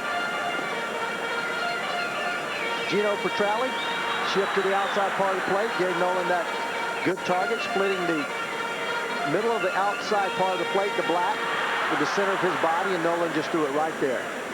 At 89 miles per hour. His best fastball tonight has been 95. Now the number 9 hitter Bill Spires with 2 outs. Felder still at second. Bottom of the 7th, 5-1 Texas. If you're just joining us, the Brewers took the lead first. In the 3rd inning, a 2-out single to left by Paul Molitor. And Robin Yount tripled off the top of the fence in right to make it 1-0 Milwaukee. Meanwhile, Chris Bosio pitched 4 innings of perfect ball to start the game. The Rangers pounded him in the 5th. Back-to-back singles by Sierra and Baines. A walk to Incaviglia loaded the bases. Sacrifice fly by Petrelli scored Sierra. Single by Buechele scored Baines, and a triple by Houston knocked it Incaviglia and Buechele. That made it 4-1. And the Rangers added a run in the 6th. The 1-out double by Sierra. He took 3rd on a ground out by Baines, and Pete Incaviglia scored him with a Fudge 2-out single to left.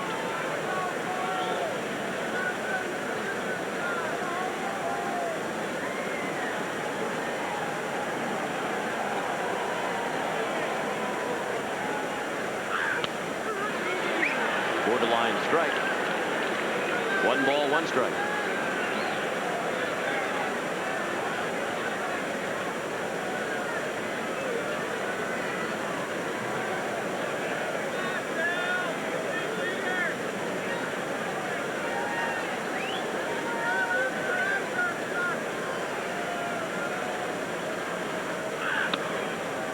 A little bit high and away.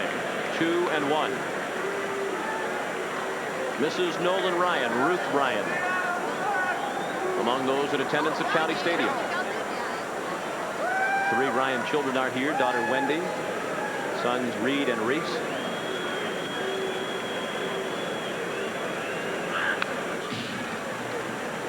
Commissioner of Baseball Fay Vincent is not here, and given all that has happened in the last 24 hours, that is understandable. That is Reese, 15 years old. Apparently auditioning for your job, Ray. I remember when I was at the Astrodome, and my son Brooks was 5 and Reese was, I guess, 8 years old at that time. They used to chase Astrodilla around up underneath the Was that the mascot? That was the mascot. Good. Those mascots deserve to be chased. Astrodilla and the Astro Jack. And that's Reed in the middle next to Tom House.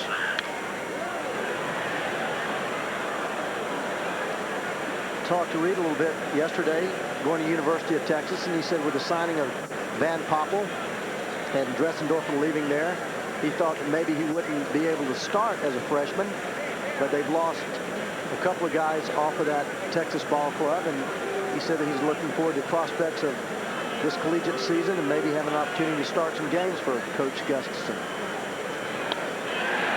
Ryan strikes out Spires to end the inning. Back-to-back strikeouts closes out the Brewers in the 7th. 8 strikeouts in the game for Nolan. 5-1 Texas after 7. 7 innings. He's allowed just 4 hits. He has not allowed a hit since the 4th inning, when Jim Gantner delivered a single to right with 2 outs. Jeff Hewson, the biggest hit of the ball game for Texas, his 2-run triple in the 5th inning, turned a 2-1 game into a 4-1 ball game. And this is Ryan coming off the field after the 7th, being questioned by Tom House and Bobby Valentine. He says, I'm all right. I don't think they're going to get him out of this game without a fight. Hey, I guarantee he's going to be out there in that 9th inning. Unless that back starts acting up, he's going to be out there. Paul Mirabella trying to keep the Brewers close. It's 5-1 as we go to the 8th. Mirabella has pitched an inning and 2/3. He's allowed just 1 hit. He's retired 4 in a row as he goes to work in the 8th inning against Julio Franco. Outside, 2 balls and a strike. Julio's 0 for 3 tonight, all 3 at bats against the starter Vazio.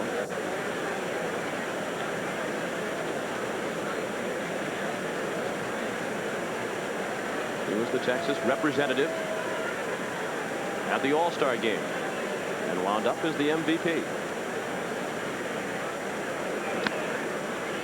in that thriller. 3 balls, 1 strike the count.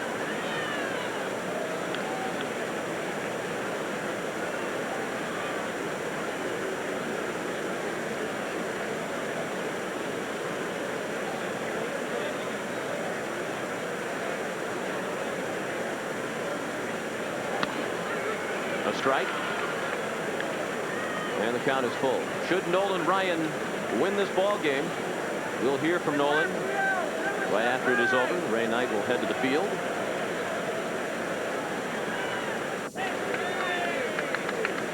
Going to come inside with the fastball right here. And he strikes him out. No argument from Julio Franco. First strikeout for Paul Mirabella. 1 out in the 8th. 5-1 Texas. Well, Brian just sets up inside for the fastball. Mirabella throws the ball right in his glove. He does not even have to move his glove. Julio Franco lining the ball out over the plate.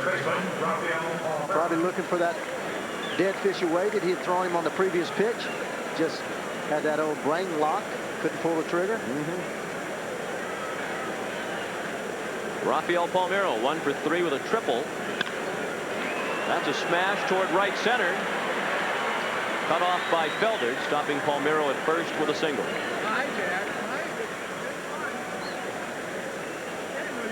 Palmeiro at first with 1 out in the 8th. It's 5-1 Texas. We'll remind you that this copyrighted telecast is presented by the authority of Major League Baseball. It may not be reproduced or retransmitted in any form without the express written consent of Major League Baseball.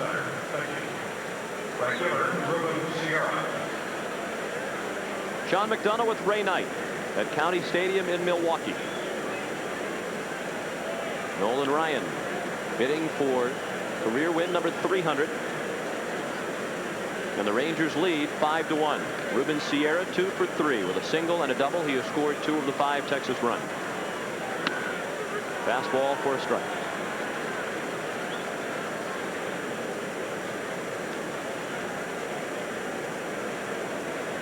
Sierra has been hearing it this year from the fans at Arlington Stadium. He's had his problems in the field. His hitting certainly is not up to its level of a year ago when he felt, and I agree with him, that he should have been the most valuable player in the American League.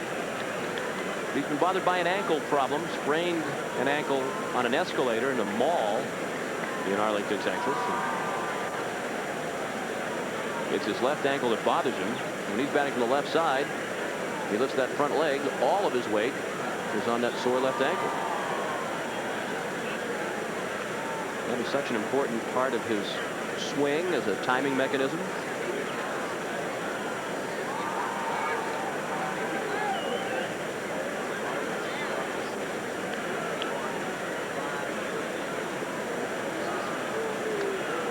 One ball, one strike, one out, a runner at first.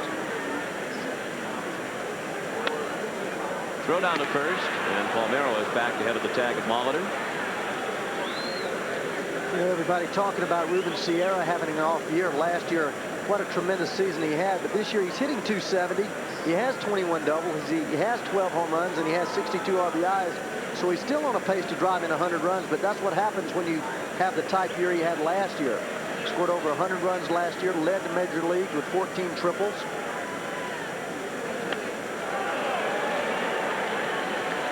His 29 home runs were 6th in the league. His 35 doubles were 8th in the league. And he led the AL in RBIs, total bases, and slugging percentage. So when you create that type of situation, almost creating a monster, when you have just an outstanding season after that, then people say, hey, you're having an off year. He's still going to drive in 100 runs this season. The last pitch Mirabella threw him, the off-speed pitch over the outside part of the plate, would seem to be the logical way to try to get him out, because you can only stay on that one leg for so long. Any pitch with movement away, Sean, if you throw him middle of end, he gears that front leg up and he lets it fly. Anything with a little bit of deception, movement away, will give him a lot of trouble. And the count is full. One thing he does also, he cocks and gets that front leg started. You mentioned it being his timing mechanism, but he also has that little bit of bail. A lot. Willie Mays used to do it. Roberto Clemente, who's been compared to so many times, did it. And one thing that he does do is keep that left shoulder pretty tight. But with that left foot going away from that pitcher, you throw a movement away, you can get him. Line into center with Palmeiro running. And Rafael gets to third without a throw. 3 hits tonight for Ruben Sierra, and the Rangers are threatening again with runners at first and third and 1 out in the 8th inning.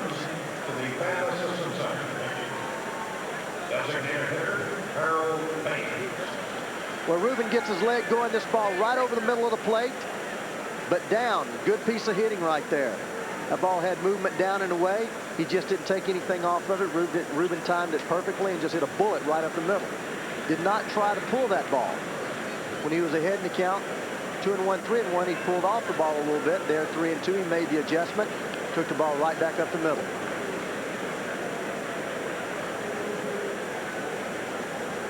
Harold Baines, a single to right in the 5th inning. He scored during the 4-run Texas 5th. Double play ball. Byers played it himself. 6-3 goes the Twin killing. Rangers threaten but do not score in the 8th. Nolan Ryan will take the mound in the bottom of the 8th, leading 5-1. Seeking win number 300 of his career, has a 5-1 lead.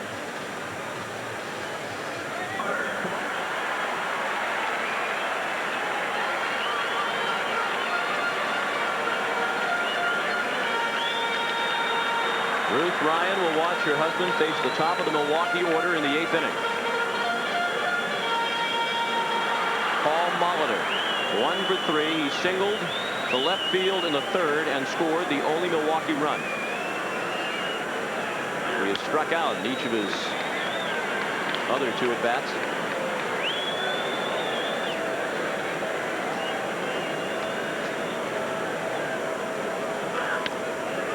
A strike. 1 ball and 1 strike.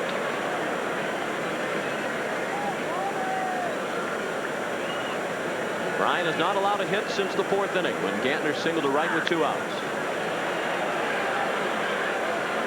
He's ahead of Molitor 1 and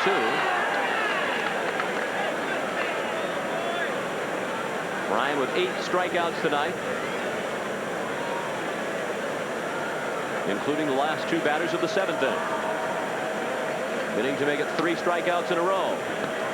It's a ball low and away. There is activity in the Texas bullpen. The right-hander is Brad Arnsberg, the lefty Kenny Rogers. In the air to left. Incaviglia got a late jump. He started back, then had to come in, and he couldn't get to it. That was to medium range left field, but Incaviglia froze as the ball left the bat of Molitor. It was a big swing, but a little fly ball. And Molitor has his second hit of the night.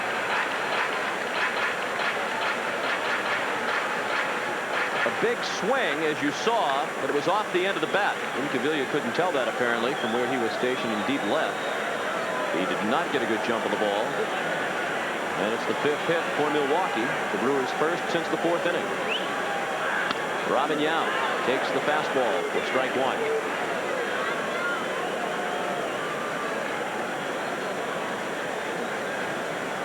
Yount 1 for 3 with a triple to right that drove in Molitor with the Milwaukee run in the 3rd. Ryan's ahead 0-2. That pitch 88 miles per hour. Ryan has definitely lost some velocity as the ball game has moved along.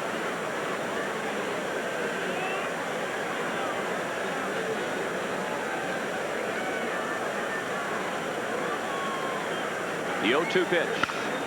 Well hit down the left field line. It is hooking. It is a foul ball.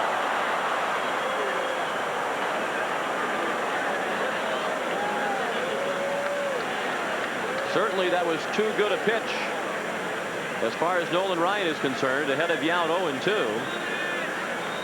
He appeared to hang some sort of breaking ball, and Yount hammered it.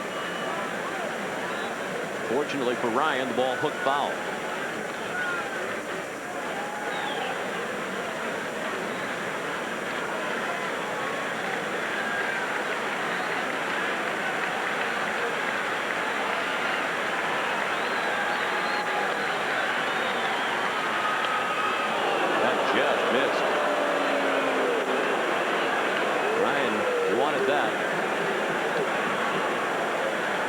Pitch might have looked worse than it was because it was caught rather awkwardly.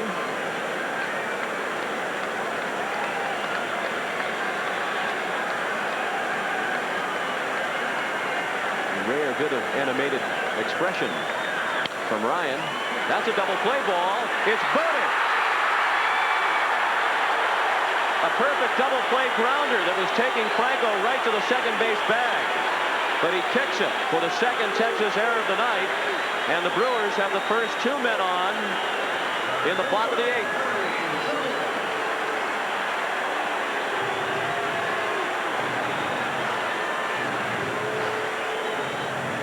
Yount fought off a tough pitch behind in the count. Tough to tell if Franco looked up. No problem with Molitor. He was still a long way away from the second base bag. Franco disgusted with himself. And as you saw just a moment ago, Ryan continues to be rather animated on the mound. We welcome those of you who have been watching the Toronto Blue Jays and the Baltimore Orioles. We're in the bottom of the 8th here at County Stadium in Milwaukee. The Brewers jumped off to a 1-0 lead in this game, but Texas scored 4 times in the 5th and once in the 6th to lead 5-1. Now the Brewers are threatening. Runners at first and second and nobody out in the bottom of the 8th inning. I'm Sean McDonough. Ray Knight has gone to field level to speak with Nolan Ryan when this is over. Ryan's first pitch, a strike to Gary Sheffield. Sheffield 0 for 3 tonight. He is struck out, bounced to short, and popped out to the catcher Petralli in foul ground.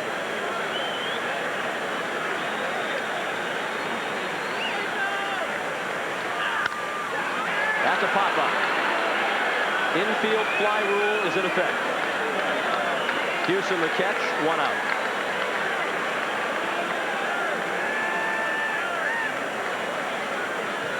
133 pitches have been thrown by Nolan Ryan tonight. And that last pitch to Sheffield, a 95-mile-per-hour fastball.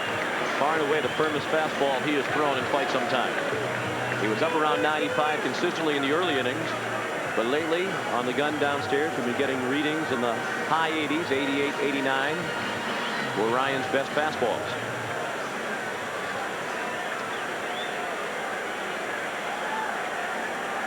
Molitor and Yount, the runners at second and first respectively. Dave Parker, the hitter. He fouls it straight back below us. Strike one.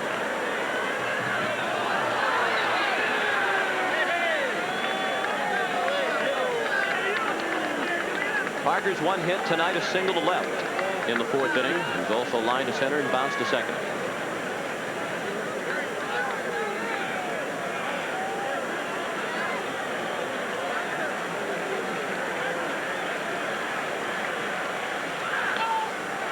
Low and inside, nearly skipped past Petrali.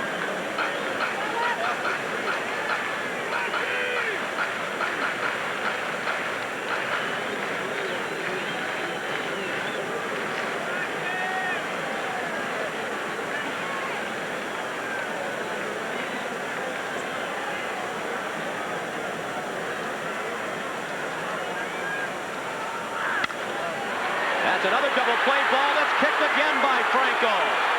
Molitor's around to score. It's 5-2. That ball was much more sharply hit, but still right at Franco, and with Parker running, they would have turned the double play easily. Instead, it's the third error of the night for the Rangers, the second in this inning committed by Franco. No RBI for Parker as Molitor scored from second. Yount took third. Now the tying run will come to the plate with one out in the bottom of the eighth.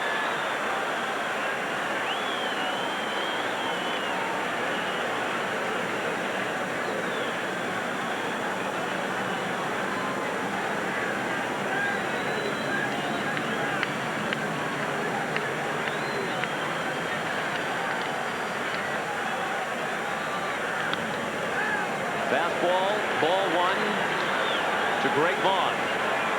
He has bounced to third and struck out twice.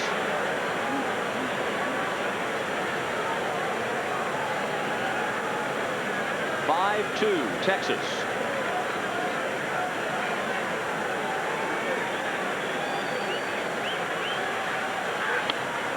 High and tight, 2-0. Certainly Bobby Valentine has every right to be upset about the errors, but it also has such an effect on Nolan Ryan. Here he is approaching 140 pitches, and he's going to have to do a lot more work than he should have had to do in this inning because of the two errors by Franco behind him. 2-1.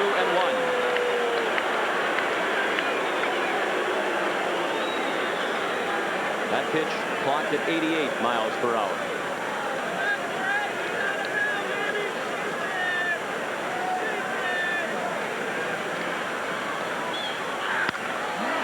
A pop-up. Bouchel in foul territory makes the catch.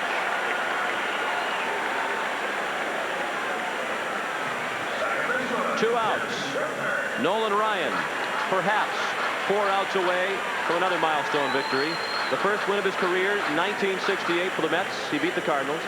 Win number 100 while with the Angels. He defeated the Orioles on June 1st of 1975.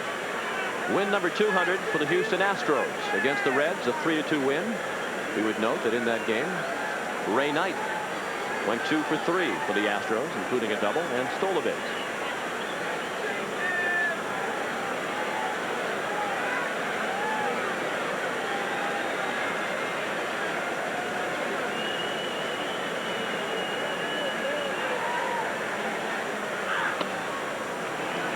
Ball one to Jim Gantner.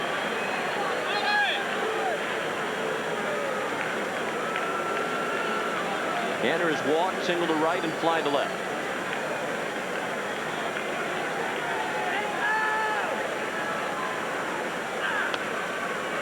If you're a Ranger or Ryan fan, nervous about a game-tying home run from Jim Gantner, we shouldn't be all that concerned. Gantner does not have a home run this season. He did not have a home run last year in 409 at-bats, nor did he homer in 1988 when he came to the plate 539 times. He has not hit a home run since 1987. 2-1 the count.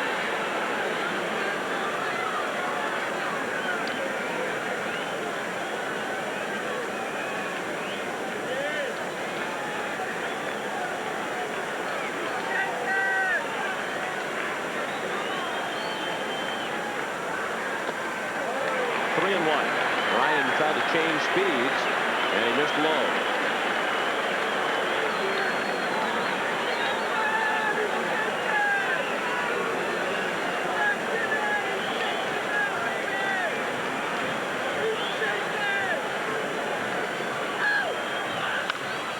Out of play, and the count is full. Ryan has now thrown 145 pitches. Pitch number 145 came in at 91 miles per hour. The Texas Rangers 5, the Milwaukee Brewers 2. 2 outs, runners at first and third in the bottom of the 8th.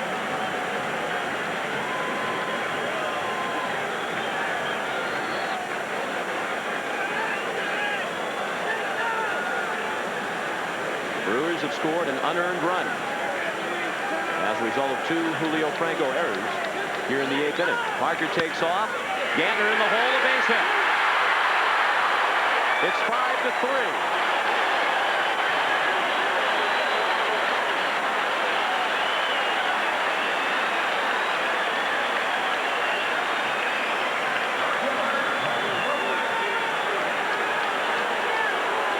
Bobby Valentine on his way to the mound.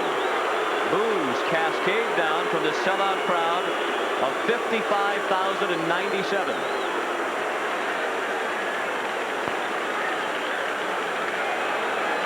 And there will be a pitching change.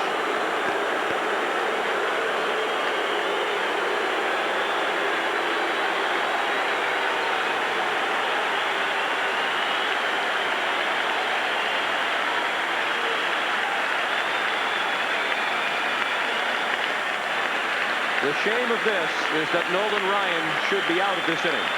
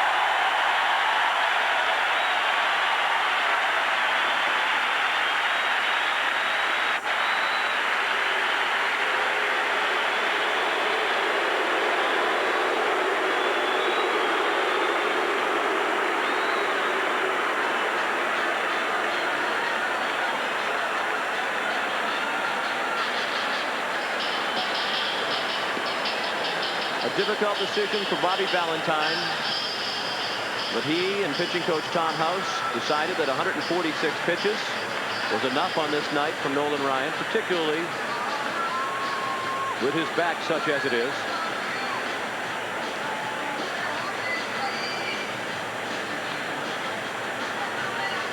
There comes a point where you have to say, no matter what the situation, enough is enough.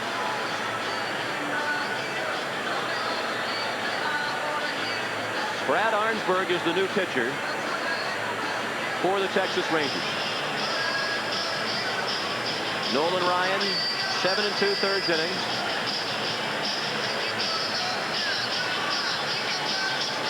He allowed 3 runs, but only 1 of them earned. The 2 runs here in the 8th unearned as a result of the 2 errors by Julio Franco. One of the other members of the 300-win club, Gaylord Perry, who reached 300 wins in 1982. This was his quote a couple of days ago. He finds himself pulling for Nolan Ryan because of the kind of person he is. And that sentiment is shared by baseball fans all around America, including here in Milwaukee tonight, where they take down the Caves in a rather disconsolate manner.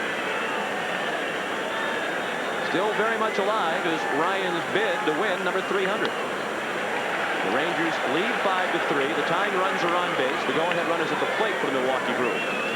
Mike Felder looked at ball 1 high from Brad Arnsberg.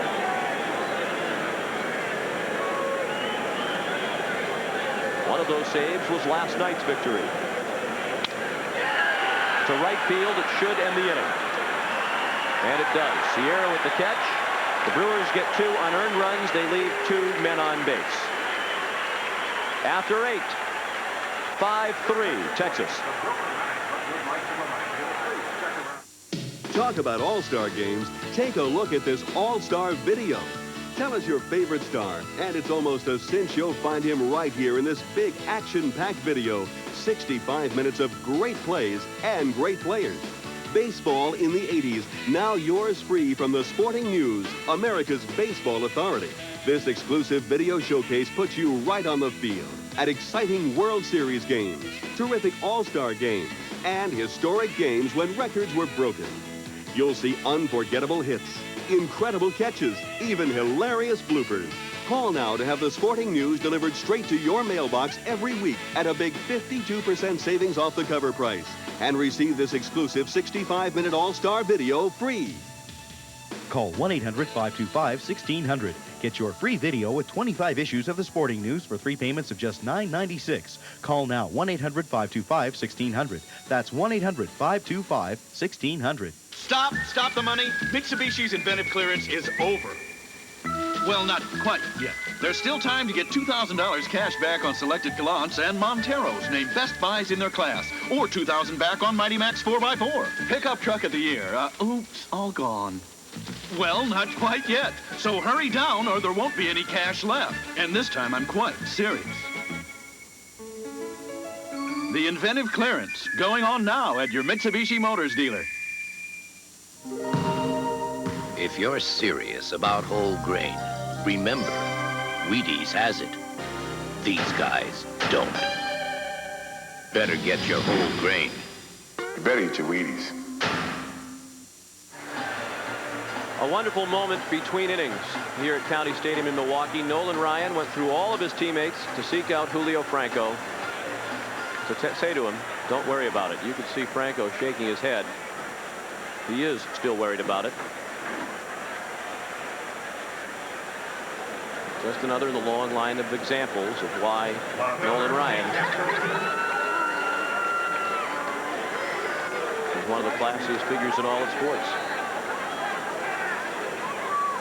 She might not fully understand that now, but someday she will. And she'll be able to tell people she was at County Stadium.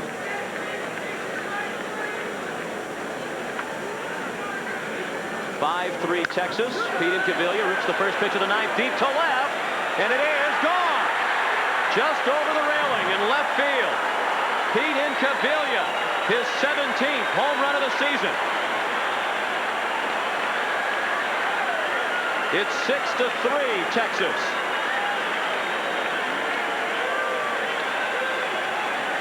Second RBI of the night, 60th of the season for Incaviglia. And we mentioned earlier he has more home runs and more RBI against the Milwaukee Brewers than any other team. That was certainly a pitch he could drive, and he did.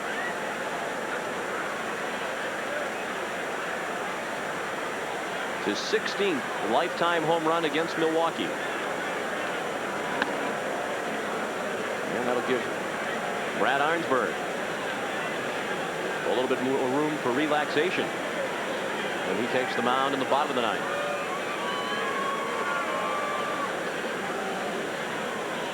The first run charged to Paul Mirabella. He's done an excellent job in relief. Gino Petralli 0 for 2 with a sacrifice fly. He drove in the first run for Texas in the 5th inning.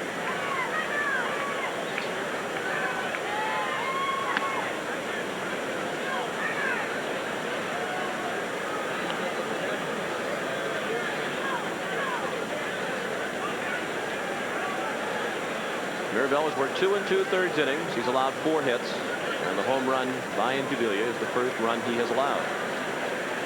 Coming on for the starter, Chris Bosio. A strike and a count of 2 2 to Petralli. Nolan Ryan tonight, 7 2/3 innings, 6 hits, 3 runs allowed, only 1 of them earned.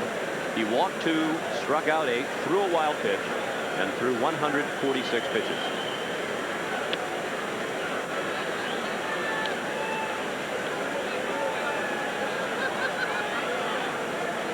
In the bottom of the ninth, the Brewers have batters 8, 9, and 1 scheduled up. Charlie O'Brien, Bill Spires, and Paul Molitor.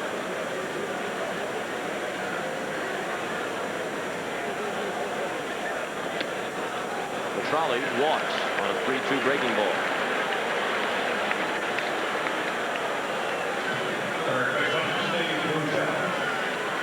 I don't know if Reed Ryan has a media credential, but he does have the video camera to chronicle all of the exploits of his father and his teammates on what could be a history-making night at County Stadium. Tom Trebelhorn has already given the indication that he would like the bullpen to spring into action, and Paul Mirabella will depart after a very solid 2 2/3 innings. Texas 6, Milwaukee 3. We'll be right back.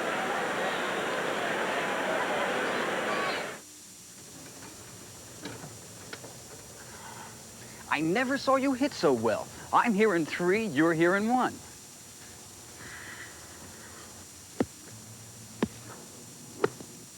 Ah, Bill. Yeah, how'd you do, Jack? In and 3, out and 3. What are you doing? You're playing your best golf, and every time I look up, you're staring at TV. Saturday cartoons make you so good? It's a special Golf Digest instructional video. The Golf Digest schools pulled 10 instant golf lessons from their 10 cassette collection. Graphics, instruction, real professional advice, 10 instant lessons? A half hour of the best stuff for a golfer. It's priceless. It's free. Free? With my subscription to Golf Digest. Get a full year of Golf Digest for $19.77. Call 800-367-5800 now and get our free half-hour instructional video with your paid subscription. Call 800-367-5800 now. Call now and you can have 13 weeks of the Wall Street Journal and this valuable 120-page guide to understanding money and markets. That's 13 weeks of the journal for the news and ideas you need every business day. And this guide free, which tells you everything you want to know about money and markets, now for only $34. Call toll-free 800-832-8700. Today's Wall Street Journal. Faster, tougher, smarter. Call 800-832-8700 now.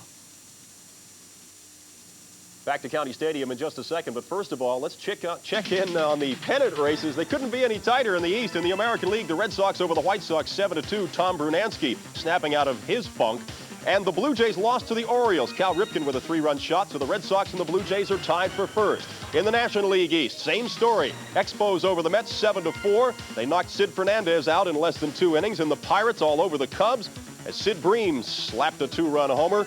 Those teams are now tied for first as well. Let's go back to Milwaukee. Bill, here in Milwaukee, Nolan Ryan is perhaps 3 outs away from career victory number 300. The Rangers lead 6-3. Ryan is out of the ball game if you're just joining us. Brad Arnsberg will take them out, try to finish off the Brewers in the bottom of this inning. Nice bunt by Buechele. He was just trying to sacrifice Petralli along, but it was such a good bunt. It's a base hit. And the Rangers have runners at first and second with nobody out. And 1 run already in here in the 9th on the leadoff home run by Incaviglia. Buechele's now 2 for 4 with a couple of singles. He drove in a run and scored 1 in the 5th. The new pitcher is big right-hander Mark Knudsen, who's making just his second relief appearance of the season. This is his day to throw between starts, and Tom Trebelhorn is using him with the bullpen a bit shorthanded. These numbers add up to a very pleasant surprise for Trebelhorn. Knudsen has been arguably Milwaukee's most reliable starting pitcher. The 8-4 record, 3 complete games, and a staff high 2 shutouts.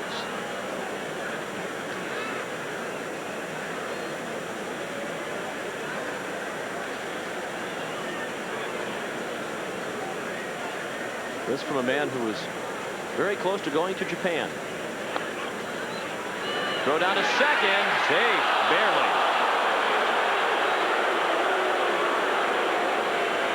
Well, you see it all the time with a slow runner at second and the bunt on. The runner, in this case Gino Vitrali, has to get away from second to make it to third if the bunt gets down. But if the hitter doesn't get the bunt down, which Pettis did not, oftentimes the runner can be left out to dry. Good call by Rocky Rowe. The replay shows Vitrali was clearly back in there. Good bunt by Pettis. He's safe. Knudsen's throw was a one-hopper. Gantner couldn't come up with it.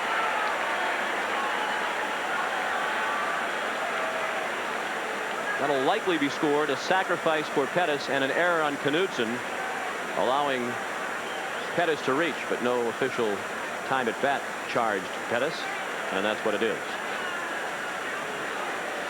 A sacrifice and an error on the pitcher.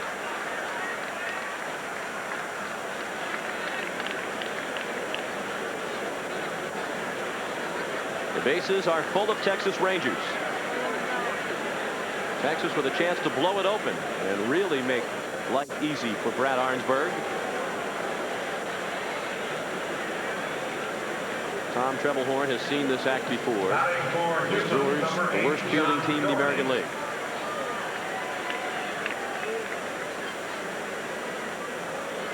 Trebelhorn is on his way to the mound. Jack Doherty has just been introduced as a pinch hitter for Jeff Hewson. And Trebelhorn does have a lefty warming up in the bullpen. Tony Fawcett is going to come into the ball game.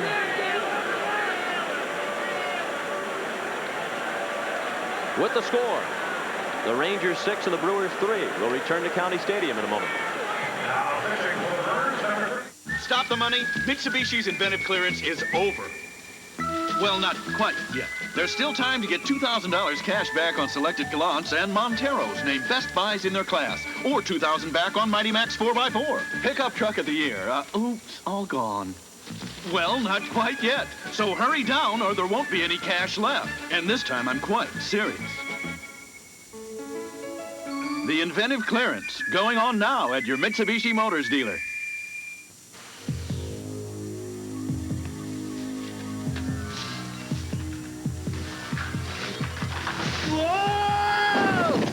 Frank, I send you for a Bud Light, and you bring back... Well, Bud Light won't fill you up, never lets you down. So, there are no men here, there's an unlimited supply of Bud Light, and we can never leave. Correct. Everything else is just a light. We can live with that. Yeah. They perform like great athletic shoes. And for a limited time, when you buy 4 BF Goodrich TA tires, get your favorite team jacket free.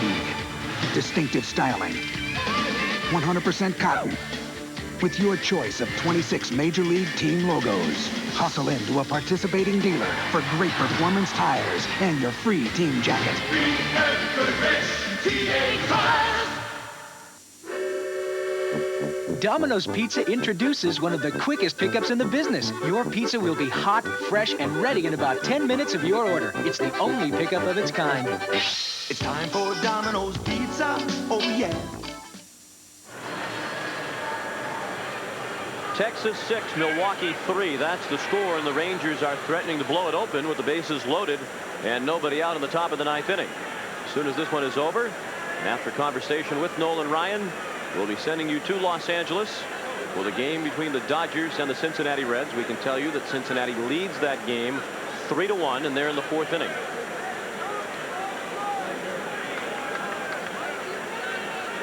An absolutely perfect night in Milwaukee.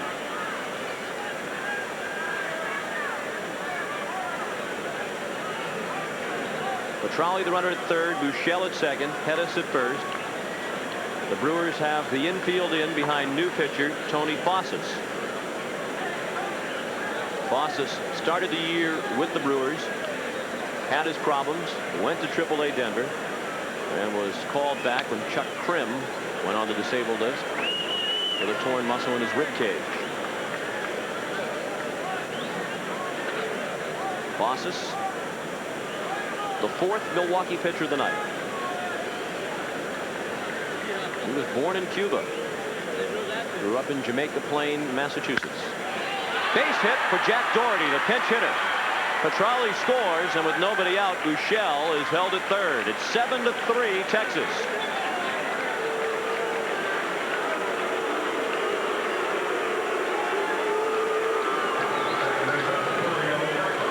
Jack Doherty, his 6th pinch hit in 29 pinch hit at bats. He drives in his 26th run of the year. He's been very valuable to Texas as a starter and off the bench. Still nobody out. Julio Franco, deep drive left field. That ball is back to the wall, and it is gone. Julio Franco, from goat to hero in a matter of moments. A grand slam that makes it 11-3.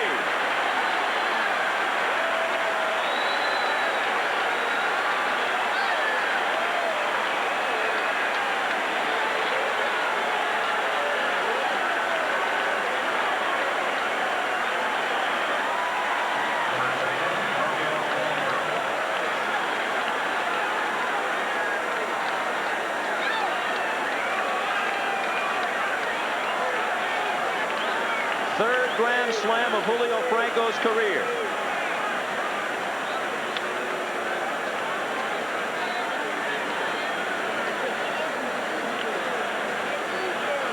Belt high out over the plate where Franco likes it, where he can extend his arms. And that was a line shot. Julio's 7th home run of the season. He's now driven in 48 runs. Still nobody out. And this will be the night that Nolan Ryan picks up career win number 300 unless the Rangers completely collapse in the bottom of the 9th inning.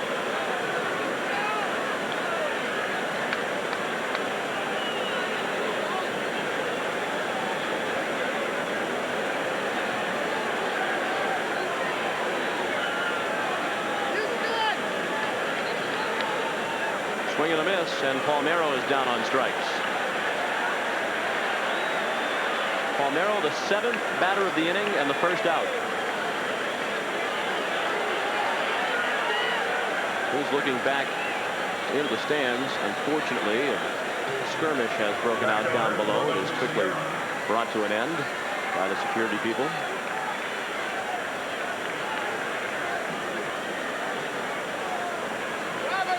One out, 6 runs in here in the 9th inning for the Rangers. What was a tenuous 5-3 lead is now a comfortable 11-3 advantage.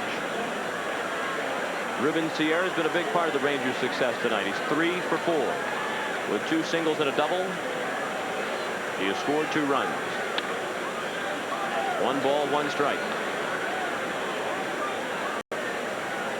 Here in the 9th, Mirabella has been charged for 2 runs. Knudsen, who didn't retire anybody, is responsible for 2 runs. And Fossis also has 2 runs on his line. Spires puts away the pop-up. 2 outs in the 9th.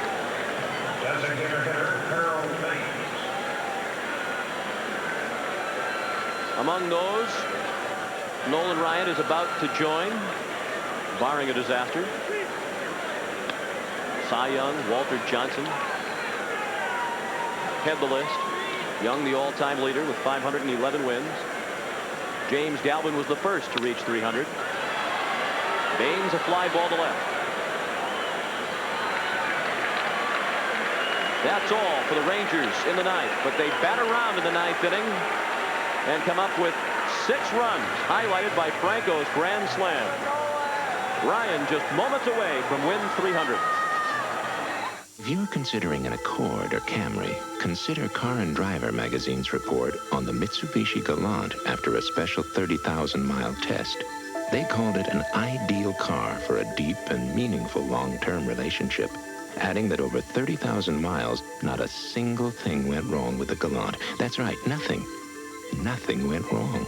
How many long-term relationships can you say that about? Hurry, get 2,000 cash back on a new Galant GSX direct from Mitsubishi.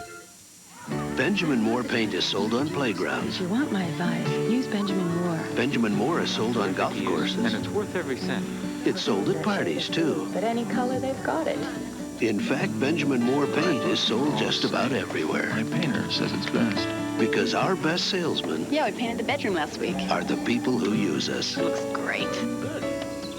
It's the only paint I use. See your Benjamin Moore dealer. Barbasol Gel gives you a super close shave like the other gel, but at a great Barbasol price. Your Barbasol gel, son. Your chase, son. Barbasol Gel. No wonder it appeals to the rich. We're out in the middle of nowhere. I'm buying some KFC for the road. I could have just gotten some for myself, but I figured I'd get a whole meal. Why do I need so much chicken? One whiff and my brother's food radar goes off. Chicken? He gets some or I die young. And then there's Doris with her 5-inch fingernails. So I thought I'd make us all happy. Original recipe chicken. All the fixings from Kentucky Fried Chicken. It's the only good thing about this trip.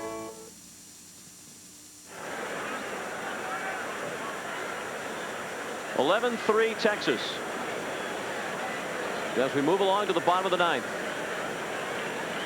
Nolan Ryan watches from the dugout as Brad Arnsberg prepares to face a pinch hitter. Darrell Hamilton will bat for Charlie O'Brien.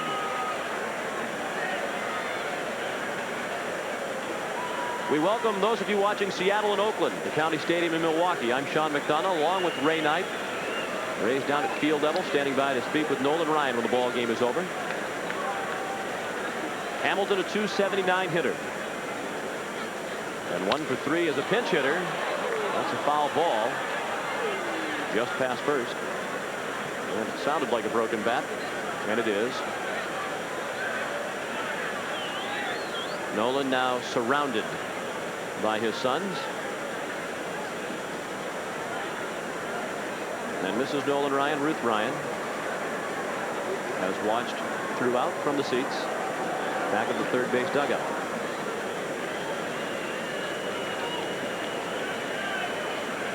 George Bush is here and back in Arlington, Texas. He expected about 25,000 fans to come into the stadium and watch on the big screen out in center field. Hamilton, a weak ground ball to first. Palmeiro waves off Arnsberg. 1 out of the ninth. We showed you the partial list of those who've won 300 games. This is the rest of the exclusive club. Don Sutton, the most recent 300-game winner. He did it in 1986. Phil Negro, the oldest man to do it at age 46. Took Early Wynn 7 tries before he won 300.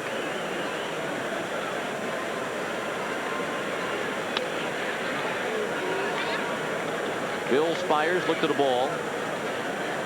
He went 0 for 3 against Ryan tonight. He bounced to short, fly to left, and struck out.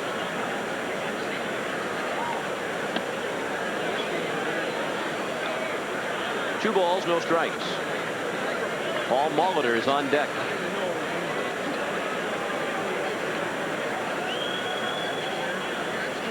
Arnsberg trying to pick up his 3rd save of the season. Comes right down the middle. And it's 2 balls and 1 strike.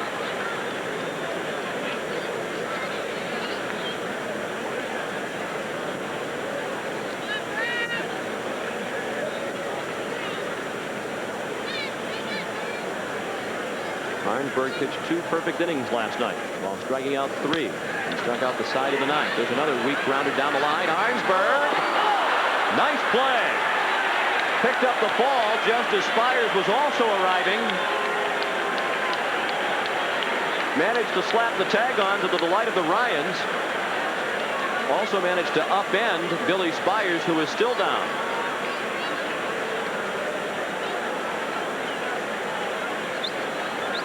It looked like if he let this ball continue to roll, it was going to go foul.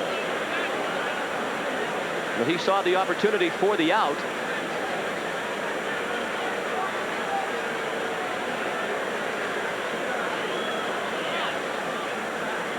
Well, the Ryans loved what they saw.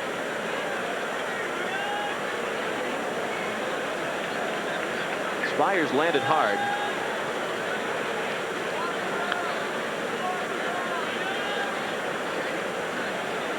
He might have just had the wind knocked out of him. Either that or it's his right leg. It looked like he came down on his right hip.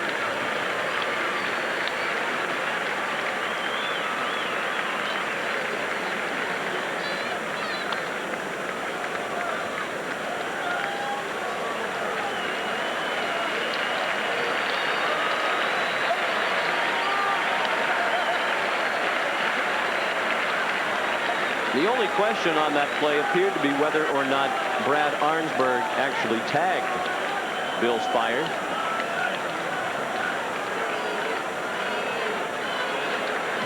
Watch the knee of Spires. I am told it hits the glove of Arnsberg. Right there. The glove does make contact with the knee. With the ball in the glove. That is an out. Ryan 1 out away from 300 wins. Arnsberg gets strike 1 past Paul Molitor.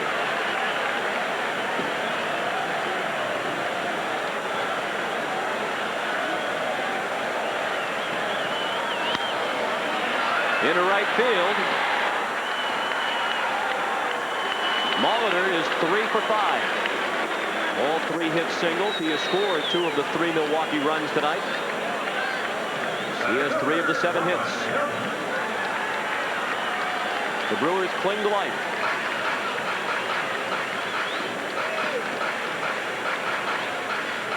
Robin Yount with 2 outs in the bottom of the 9th, with Texas leading 11-3.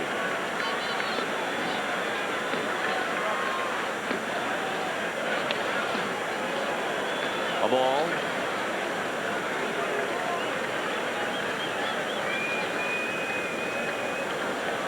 Yount's 1 for 4. He tripled a drive and run in the 3rd. He reached on one of the Franco errors and scored last inning. Late swing at the high, hard one from Arnsberg. 1 ball, 1 strike. The game is no longer in doubt. Ryan is not on the mound, but almost all of the 55,000 plus are still here.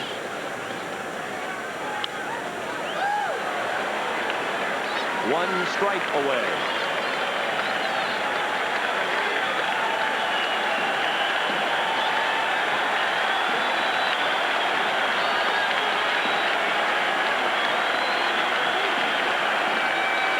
There was some question who the fans were cheering for earlier. There is no question now.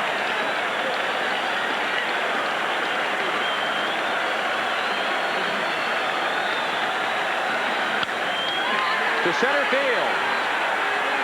Nolan Ryan is the 20th pitcher in Major League Baseball history to win 300 games.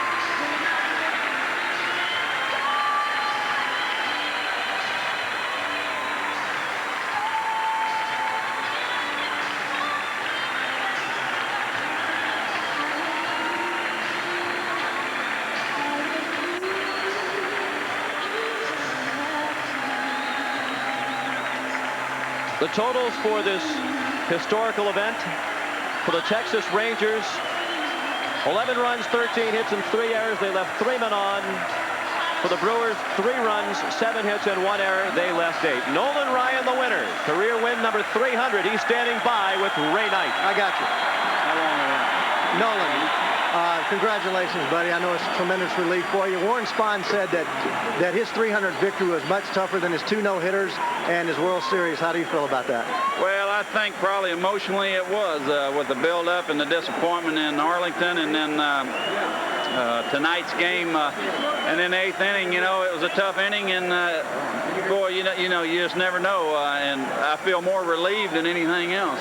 Well, I know you do, Noli, and Bobby and Valentine and Tom House both expressed some concern about your work this week and said that maybe your back was bothering you. Did you ever think that you would miss a start? Well, I wasn't going to miss this start. I had a pretty poor workout the other day in Toronto when I threw on the side, and I was real disappointed with it. And I was concerned that I was going to have to throw a lot better coming in tonight than what my workout was. And I was just real pleased. I think I got stronger in the middle innings and threw the ball better.